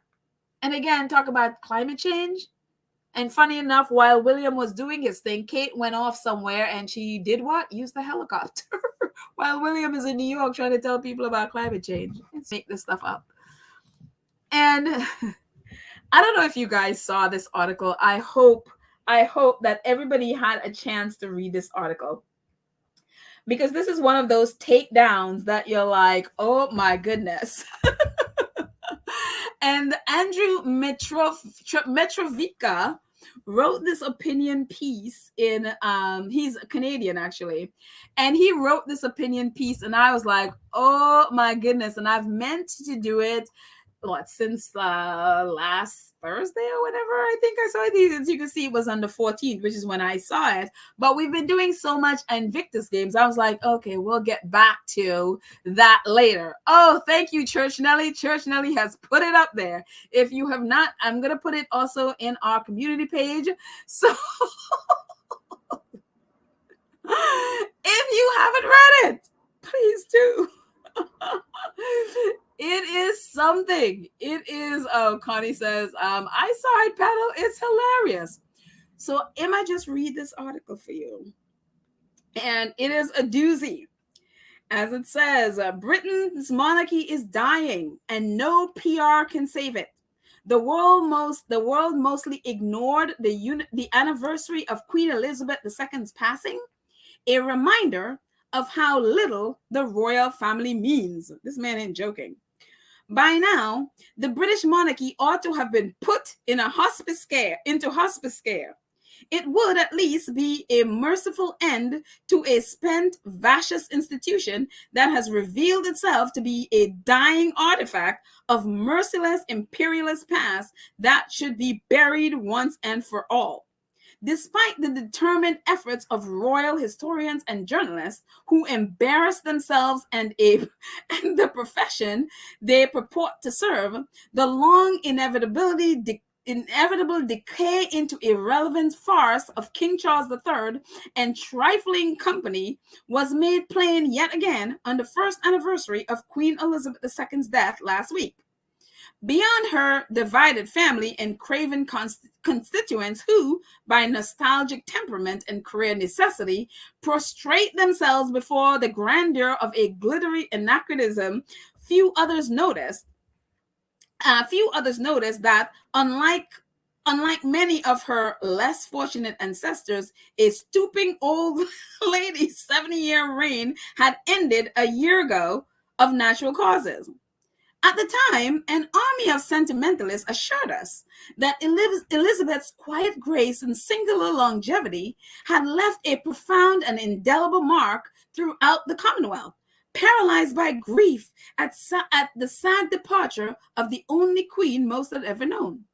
Turns out, Elizabeth's decade after decade after decade tenure as a monarch was an ephemeral as a gust of wind, and truth be told, much less serious than the results that weekend's Premier League fixtures. Sure, there were the familiar TV-friendly rituals confirming that Elizabeth had in fact been remembered, but they seemed tired and performative. A gaggle of Londoners were moved, of course, to place flowers at Buckingham Palace gates, while a thin crowd of celebrity gawkers greeted Charles and a Congo line of major and minor league royals doing perfunctory walkabouts at a commemorative church service. Later, the Prince and Princess of Wales took to social media to insist that we all miss you. Meanwhile, Prime Minister Rishi Sunak issued a bad speechwriter penned statement to observe the solemn occasion. And this is what he wrote, basically. With the perspective of a year, the scale of Her late Majesty's service only seemed brighter, he said. Her devotion to the nation of the United Kingdom and the Commonwealth only seems deeper, and our gratitude for such an extraordinary life of duty and dedication only continues to grow. At the risk of inviting a torrent of insults aimed at my blind, heartless self, I am at a loss to understand who constitutes this imagery this imagery we that all miss the ridiculous, rich, pampered for life queen. I don't. Honestly, do you? As for Sunak's claim that the scale of the Elizabeth service, duty, and dedication has only deepened in the 12 months since her passing at age 96, I challenge anyone to provide even a scintilla of tangible, not rhetorical, evidence to support this predictable bit of absurd historical revisionism. Elizabeth devoted her life comfortably. Elizabeth devoted her comfortable life to traveling first class, shielding her family's vast wealth from the taxman, managing her family's pristine, sprawling estates, being feted with lavish state dinners by virtue of luck and primogeniture, I think that's how we say the word, caring for her dear dogs and horses, and burnishing the mirage that British monarchy remains an exemplar of consistency, charity, and benevolence. Stripped of all the silly embroidery, her eldest son's job is to do precisely the same. Royal historian quoted recently have admitted as much. Charles' assignment is not to rock the gilded boat, but to keep it afloat. He really has set a very neutral course. I think many people are expecting a lot of reform, a lot of change in the way that he had advocated for as Prince of Wales. One starry-eyed royal commentator told the Canadian Broadcasting Corporation. But I think really keeping things balanced has become his hallmark. Keeping things uncontroversial and keeping the institution stable. The trouble is the boat is rusting and listing badly. Charles' ascendancy to the throne has inspired scant, if any, enthusiasm. Support by the Let Play Dress Up on a Balcony pantomime, already slipping under Elizabeth's dynasty, has continued the precipitous fall. This is the telling case, particularly among British teenagers and 20-somethings who have informed pollsters that a sizable majority of them don't believe the crown does any good, and it's time for their little island finally to become a republic, proving that sometimes maturity has little to do with age. Charles is the head of a pedestrian, dysfunctional family that seethes with petty grievances, jealousies, and contempt. The House of Windsor's supposed devotion to service is a fig leaf meant to disguise just how inconsequential and disconnected the firm is from the taxing day-to-day lives of the Brits. The family's frivolous squabbles, both public and private, take up a lot of time and energy, even as they paid solemn remembrance to their beloved grandma. The simmering hostilities between Harry and his older brother, more obedient brother William, erupted after exiled to California Prince visited unannounced his grandmother's grave at Windsor to offer his respects. This is how one astonished royalist correspondent described Harry's unforgivable faux pas. Prince Harry dramatically upped the ante in the war with the royal family Friday as he upstaged his estranged brothers, Prince William, by making a shock visit to his grandmother, Queen Elizabeth's grave on the first anniversary of her death.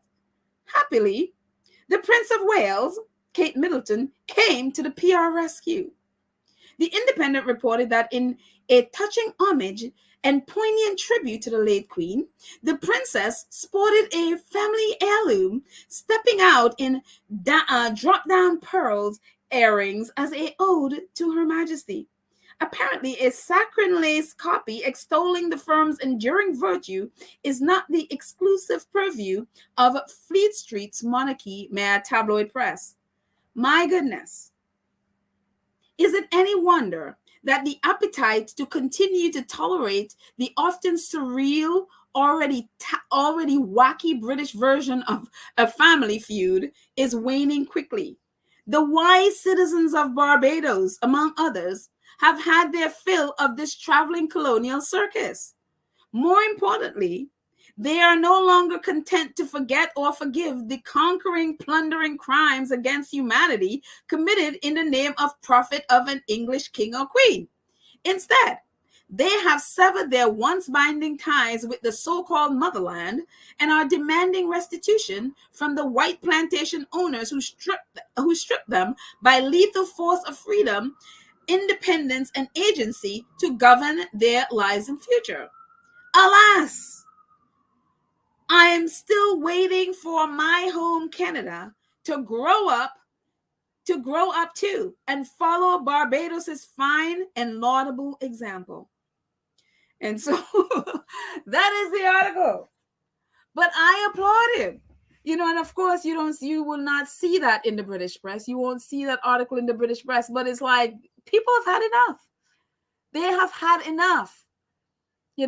And we see Guyana was on I think GMB. I saw a clip of Guyana Prime Minister and GMB where their male reporter, what is his name, Richard Madeley, was very, very condescending to him, but he was basically demanding reparations and all of that stuff. People in the Caribbean, again, people are tired. The royal family is well past its due date, and people are just sick and tired of them. So, yeah, it just kudos to Mr. Andrew Mitrovica. So hopefully, as he's saying, hopefully his motherland grows up and leaves. I think Australia might leave before Canada, but, who knows? We can only hope. Let's see. I'll stay in the chat for a second. And see. Calm said that article is classic. Yes, it is. Dale Beef says he's got a 40% raise to do nothing.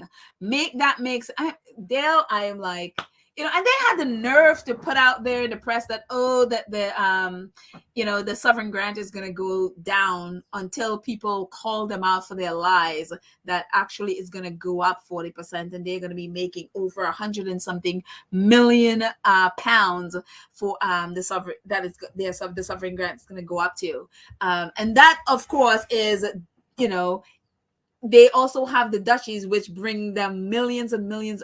It's ridiculous. Every time I think about it, I get upset.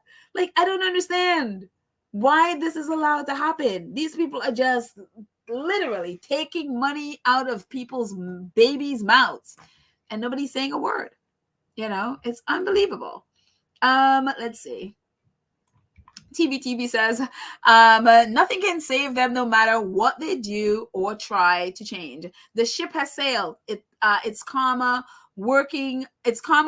Nothing can stop it now. Yeah, people aren't fooled by this nonsense anymore. They are not fooled. I mean, again, it's a big deal when you have a whole press corps travel to a country and they cannot put you on a front page. I went and I was searching because I was like, well, I want to see, as I was putting together, I want to see what the royal reporters were saying. Very little.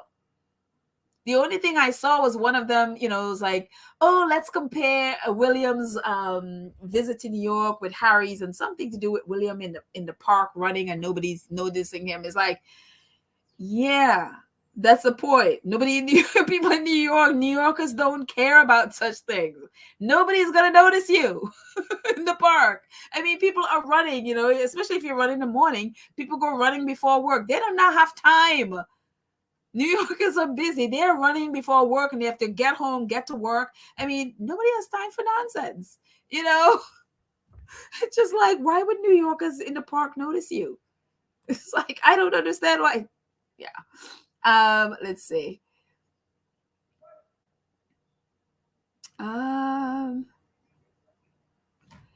Kisner says when Betty went to Philip, their shield was removed, and now everyone see the royal family's true color. I'm not sure whether went to Philip. I'm not sure what you mean, but or if you mean when she went and then Philip went, that was removed and everybody can see. I think people started seeing, if that's what you mean.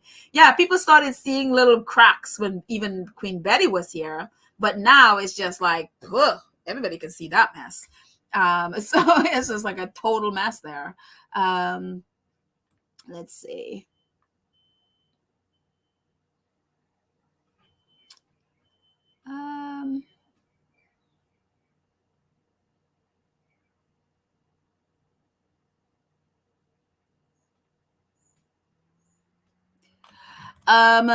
Besenta. Hello, Besenta. I've not seen you here before. Besenta says they're totally using Squatty's channel and Sussex Family channel are being used by the British media to spread disinformation. I wish those two persons would smarten up. I don't know. I have no idea. I don't watch those channels, so I cannot speak on that. So maybe you can put something in their comments and alert them at it, so I can't speak to it. But hopefully, if they're being used by the British press in some way or falling for the lies of the British press, they will, wisen up in some way. So that's definitely needed. Light side of the moon says, ouch. Yes, ouch indeed. And I think I have one more thing to talk about that's from the UK is this. We had a whole series just before summer, just before August, I think or the beginning July going into August of Dan Wootton and his mess, and then nothing. I mean, Byline Times gave the police this, I think, 30-page whatever dossier on all the crimes of Dan Wootton or the things that's alleged that he has done, and the Metropolitan Police have done nothing. We've heard the Sun said that they are investigating. We have heard nothing. The MP from had requested that they provide her with what they're doing. We have heard nothing. Dan Wootton is still at GB News, doing what Dan Wootton always does, which is attack the Sussexes and not much else, apparently. And we've heard nothing, to the point where one of the guys who accused him of rape, he was so frustrated. I want to say it was 5 days ago. He was online. He's like, because of his experience of when he put, and he spoke openly about what he alleged was done to him, that he's gotten so much attack and hate. And he's like, you know what? Anybody who's gone through what I have gone through, don't say anything. Don't say it. Don't talk about it, because nothing is going to happen. He was so frustrated and demoralized because he's put it out there and all he's gotten is attacked for it. And the police have done nothing. There's been no consequences to Dan Wootton, nothing. And he has put it all out there, and he was just so demoralized. So, I mean, I even tweeted at him to just sort of encourage him, like, you know what, don't give up. Knowing what you did can help others to be able to speak up. I know this is horrible. That he was just like, that he was like, don't say anything, don't tell anybody, because what you're going to get is hate, and nobody's going to have any consequences. Nobody's going to, suffer any consequences for what they do. So he was just so frustrated because, again, the police have done nothing. And we've talked about the police. And Dan Wootton is not the only person. You think of Prince Andrew, you think of Hugh Edwards, you think of Philip Schofield, all of them. The Metropolitan Police have done nothing. And Dan Wootton, nothing. Again, Dan Wootton has his job. He is there doing all the things, even commenting on Russell Brand, apparently, a couple of days ago. And I'm sure we've heard all the stuff that's going on with Russell Brand. And it is so sickening. So it was very good yesterday to learn this. This actually came out yesterday. Byline Times report, it says MP demand answers from GB News on serious accusations against Dan Wooten. And this is the clips from the article. It says the chair of Parliament, Media and Sports Committee has written to GB News demanding to know what action is taken following the serious accusations against presenter Dan Wooten. Another part of the article said it is vital, which is what, according to the letter, is what the MP is saying, it is vital that viewers have faith in the media, especially in the case of news brands where truthfulness and accuracy, I mean, they're writing this in GB News, by the way, where truthfulness and accuracy is key. It is also vital that those working in and with the media be confident that they are working in a safe environment. We would therefore be grateful if you could set out to us what, if any, investigation or processes have been undertaken since the recent complaints about Mr. Wooten were publicly raised, and details of the policies and procedures available to staff at GB News in the event they seek to raise issues about the conduct of individuals or culture at the organization. The Culture Committee Conservative Chair Carolyn Dinage has already written to the channel's chief executive Angelos Frangopoulos, asking whether he had launched any investigation into the allegations against Wooten, and reminded him that it is vital that those working in and with the media can be confident that they are working in a safe environment. And again, as we GB News reported, and we talked about this here, the guy who owns GB News has his own sexual allegations against him. So I'm like, and also this MP Carolyn Dinage is like, she's talking about news outlets being, that she's talking about truthfulness and accuracy. She's talking to GB News. And if you know GB News, we know they are literally the opposite of accurate and truthful. It is a propaganda channel. So much so that it's not the IPSO. Goodness, I forgot the governing body that supposedly govern them. They don't even look at GB News as news, like a news channel. This is like a propaganda tabloid channel. So you're not going to find truthfulness here. You're not going to find honesty. You're not going to find journalism here. This is a bunch of hacks just giving their opinions and lying most of the time. I mean, gosh, you have Angela Levin and all the rest congregate on this, especially with Dan Wooten.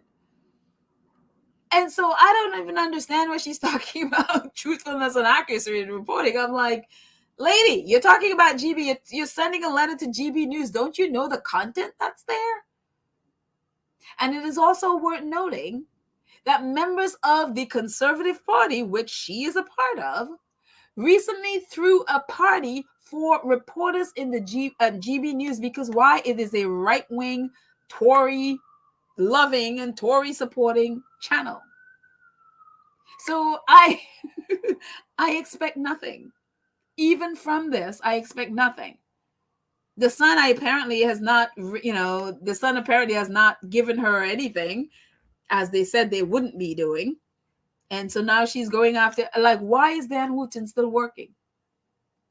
Why is Dan Wooten still working there?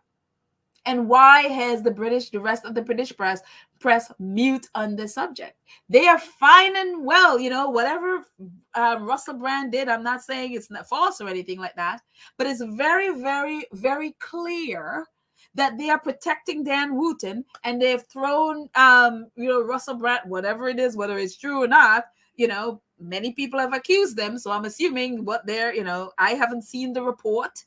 I haven't read on it, but I'm like, I can't even get to Russell Brand, because I'm like, Dan Wooten, y'all have pressed mute on Dan Wooten, remember? Why are you protecting him and not him? You very clearly see the difference between both.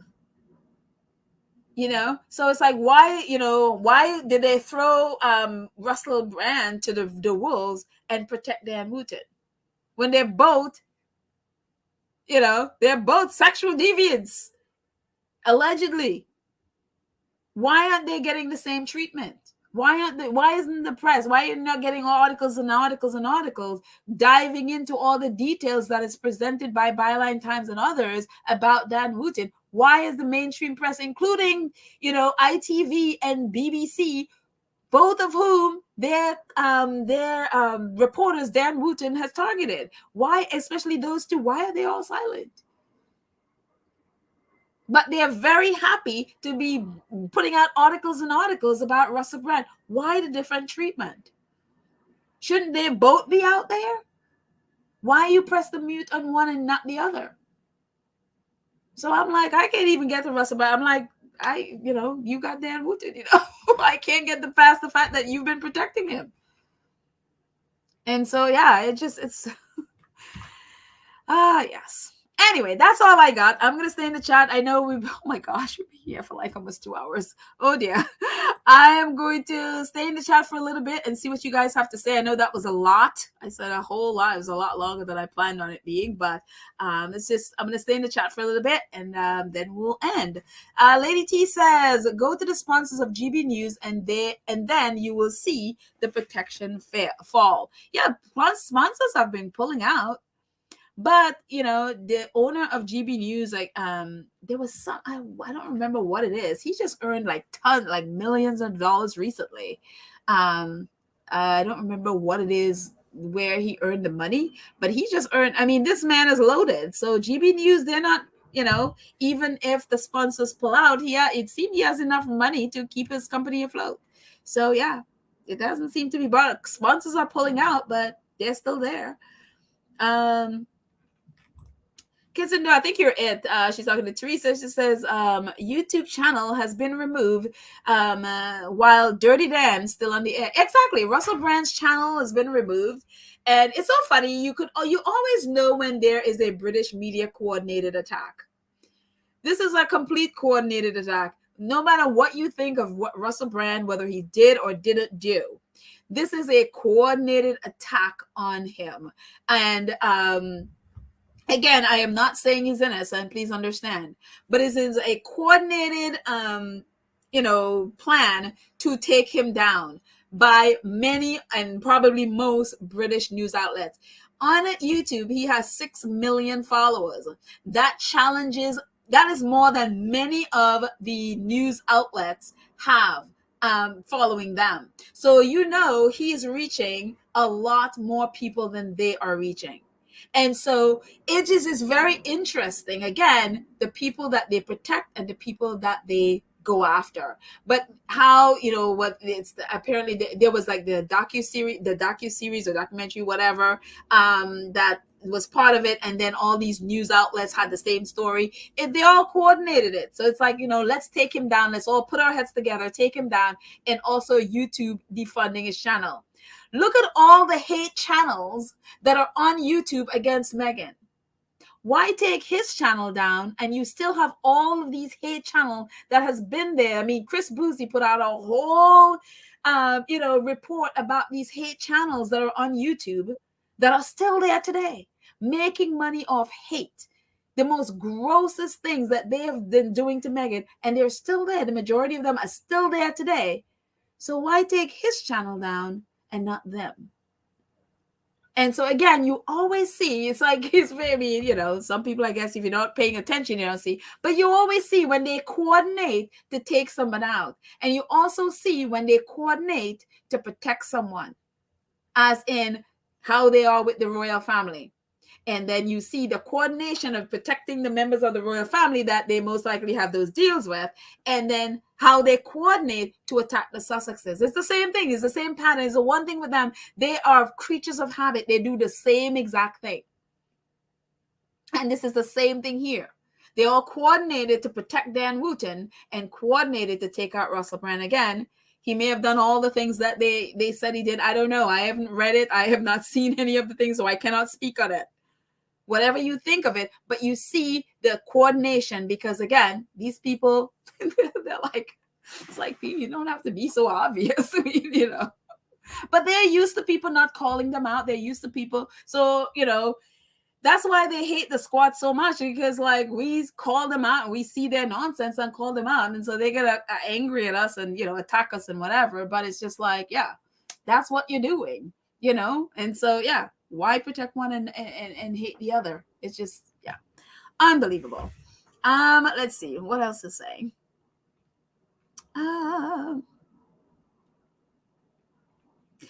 Hi, Helen. Thank you for coming by. Appreciate it. Hope's Garden says, she's talking to Anne. It's because it's not true that he was running in the park. His security detail would have drawn attention to Willie if he was there. I think not. Well, I mean, most likely not, because if they're dressed in you know, running gear like everybody else, I could see that. I could totally see that. Them just dressed as normal, because I think that's the thing. You don't want your security to look like security, because then that gives away that they're security, right? And so you just want them to blend in. So that's really normal. And again, I mean, if you've been in New York in the morning or in the park in the morning, people's head are done. You know, you're just getting a quick run wherever you're in the park. You're getting a quick run, whether it's running around the reservoir or whatever. You're minding your business, trying to get to work. You know, it's just like you're not there thinking a princess running around trying to get your attention and trying to be like, oh, I'm a prince. You know what I mean? No. I mean, New Yorkers are like that. So our heads are usually down, you know, so. So I mean, you know, I don't know Hope's Garden, but you know, it could be done. It can be done. And again, with New Yorkers, it's not something that you're gonna, yeah. So anyway, who owns GB News? Really shocking. What sort of system operate in the UK? Is this guy, where is he from again? I forgot. I wanted to say Egypt, but it's not. I forgot where he's from. But he's very rich. That's all you know.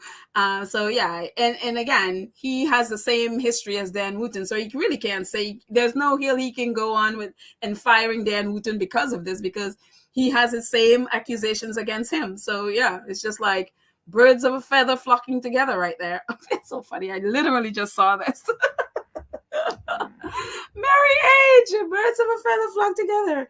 They're all together with Dan Wootton and Andrew, and it shows the royals are helping all the UK media vipers. Yeah, it's birds of a feather, man. They can't really say anything to each other because they're. And again, I've never thought that whatever, you know, all the stuff that Dan Wootton is accused of, I never thought that he was the only person that's involved in that. I think there are multiple people in the British press that are involved and were doing the same thing. That's why they can't say anything to him. Because one, he can out them, and who knows what he has on them. So yeah, I don't believe he's the only one that was doing this stuff. Sonia says, is William still in New York? No, I think he left yesterday. I think yesterday he left. And also too, I think Charles just started his thing in France. So no, I guess he's back home now. Yeah.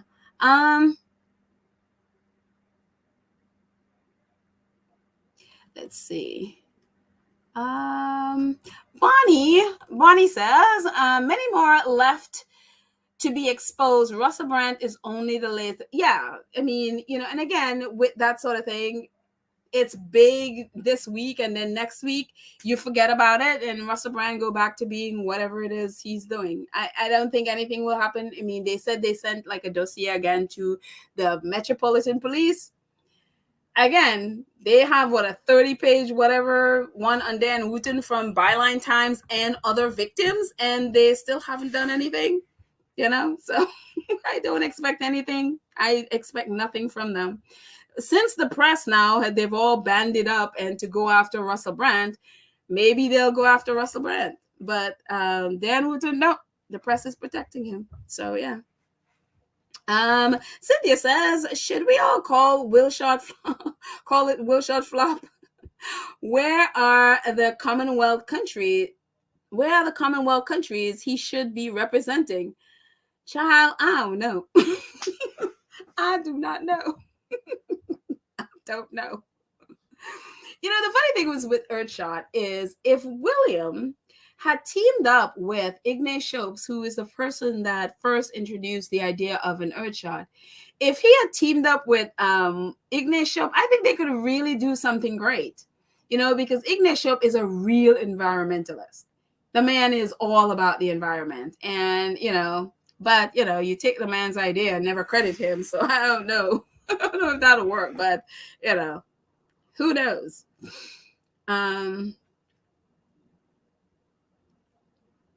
Let's see. And to think about it, I mean, and I talk about this and William's, laziness and all of this. I'm not here thinking that, I'm not advocating failure, because the core of the Earthshot, to strip away the royal nonsense in William. I want the people who, like, for example, they just, presented the new group of people, and then you had the people from last year and the year before. I want them to be successful because they're actually doing really good work in their communities. And so if they're successful, everybody wins.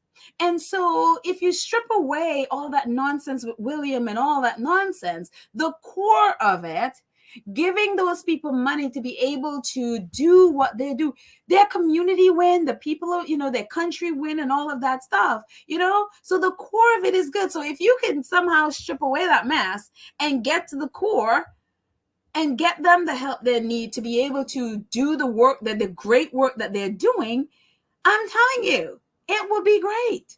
But it's just this other nonsense, this royal nonsense that's attached that makes everything's like, oh, I can't even, And so it's kind of like you hate to throw out the baby with the bathwater, and I don't want to do that. But it's hard to not when it's like you have this nonsense of Prince William that's attached to this. I'm at the point was like, look, leave these people, just give them money if you want to, and just leave them alone, and enough of the Earthshot nonsense. Just, if you have money, just give it to them. Alex, Serena's husband, does that. He funds different people who are doing great environmental work, and there is no Earthshot nonsense. He has the money, he funds different people who are doing great things for the environment, and that's that. You don't have this whole mess. So it just... So again, I don't want to throw out, again, the baby with the bathwater there. Just throw the bathwater of the royal family out and leave people doing great work alone. So yeah. Let's see. A couple more before we end. Cookies and Cream, our awesome moderator, says that's a great article. It needs to be shared far and wide. Everyone needs to read it. The honor royals have lost their relevance. It's only a downward spiral. The cover has been completely pulled off. Here. And we've been sharing it all over Twitter. So that is, hopefully more and more people read. You'll never see the British reporters referring to it. Obviously, that's not, they are PRing the royal family, so they are not, so they're not going to share it. So there. Let's see. A few more.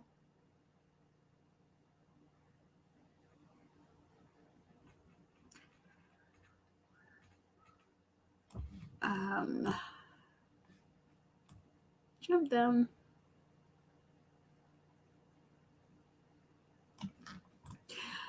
Oh, wait, I just saw something. Marjorie says there's a podcast out there that says he donated the money from the court settlement of Murdoch to Earthshot. Oh, we were talking about that earlier. Yes, the Tortoise podcast that I'm going to post in the link. So if people didn't hear it, and so we mentioned that earlier. So from the investigation, of course, Kensington Palace isn't confirming it. They didn't say, they didn't deny it either. They just said it's like, oh, it's conjecture. It's just, people are assuming stuff, but they did not deny it. And that is very key. They could have just said, no, this is false. And they did not do that. So, yeah. And again, their budget and stuff is public record, so people can go, and I'm gonna go try to find it and see if I can locate and see where what Tortoise is talking about. But they did a really great job investigating it, and yeah, it'll be very interesting. Will any of us be shocked? No, of course not. I mean, you know, you're gonna take money from Rupert Murdoch secretly, then yeah, you know. So, but again, Rupert Murdoch is like a climate denier. It's just like, hi. So yeah. Let's see. Joy says, I thought there was no settlement. Well, they never, when Harry talked about it, they never denied it. The palace hasn't denied it, and the Sun hasn't denied that there was that money, that he got that settlement. And so neither of them have denied it. They basically no commented. That's basically what they said. They've never denied it. They did deny that there was you know, that invisible contract and all of that stuff, but they have not touched the fact that William had that money. So yeah. And according to the Tortoise, they, you know, from whoever their sources are, that is in fact did happen. So yeah. Thank you, Prince Harry. Even though the judge did not allow him to use that, the fact that it is now public record, that was a genius move. Genius, Prince Harry, genius. So yeah. Let's see.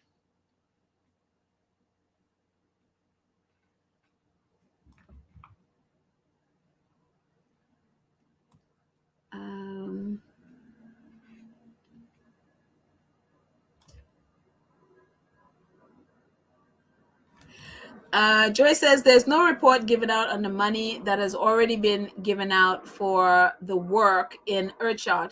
What is the result? I did see it, and actually we talked about it before. I did see a report at you know, breaking down how and I have to go back and remember where to find that that the people who won it the first time, they still haven't gotten their whole they have not gotten their whole $1 million each yet.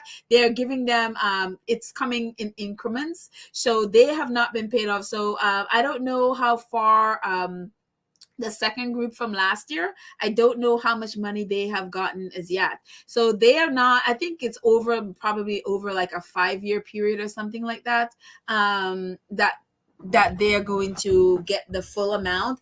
Oh, actually, you know what? It's on their Earthshot website that I saw it. I think it's on their Earthshot website. So I have to go back. Those are some of those fine print things that you're like, oh, they don't really advertise it. They just advertise like, oh, you get $1 million, but they don't advertise that. It's like, oh no, like the first year you might get $100,000, and it's gonna take a long time for you to actually get the full million, you know. On one hand, I understand you don't want to just hand someone $1 million and just in case, you know, they run off with the money and the project isn't done. I understand that. But they should be a lot more clear with how that money is distributed, and the sort of more of a timetable as to when people, so that way, you know, it's not just coming out, because how it comes off is they just win $1 million and you think, oh, they just get the money right away to do all. No, they don't. You know, so yeah, you can look at it you can look at it two ways. So yeah, but anyway, I think that's it, guys. Oh my goodness, this is a lot. This is a mouthful of royal family stuff, and so I think that's probably it for me for a few days with dealing with Shutter Island and their mess, unless they do something else that's stupid, which is highly likely. But anyways, that's it, guys. Thank you so much for hanging out with me. I appreciate it. Thank you to our awesome moderators, Lydia, Trench Karen M, Cookies and Cream, Black Queen. Thank you all so much, and all of you awesome 752 of my favorite people hanging out on a Wednesday afternoon. Thank you guys so much for that, and I appreciate all of your comments and everything else. So thank you, guys. If you are here and you haven't subscribed, go ahead and subscribe. I'm gonna put my little banner there so you can remind you to subscribe, and you know, definitely click the notification bell so you know when we drop a video. Much appreciated. If you're able, join our 2 Cents crew. Thank you to all of you who support us from the 2 Cents crew, and also our Gold Star supporters who support in the chat. I appreciate you guys. Have a fantastic, fantastic day, and I will chat with you tomorrow. Hopefully a lot more Sussex stuff that we will focus on and away from Shutter Island. All right, I love you guys. Have a fantastic day. Bye.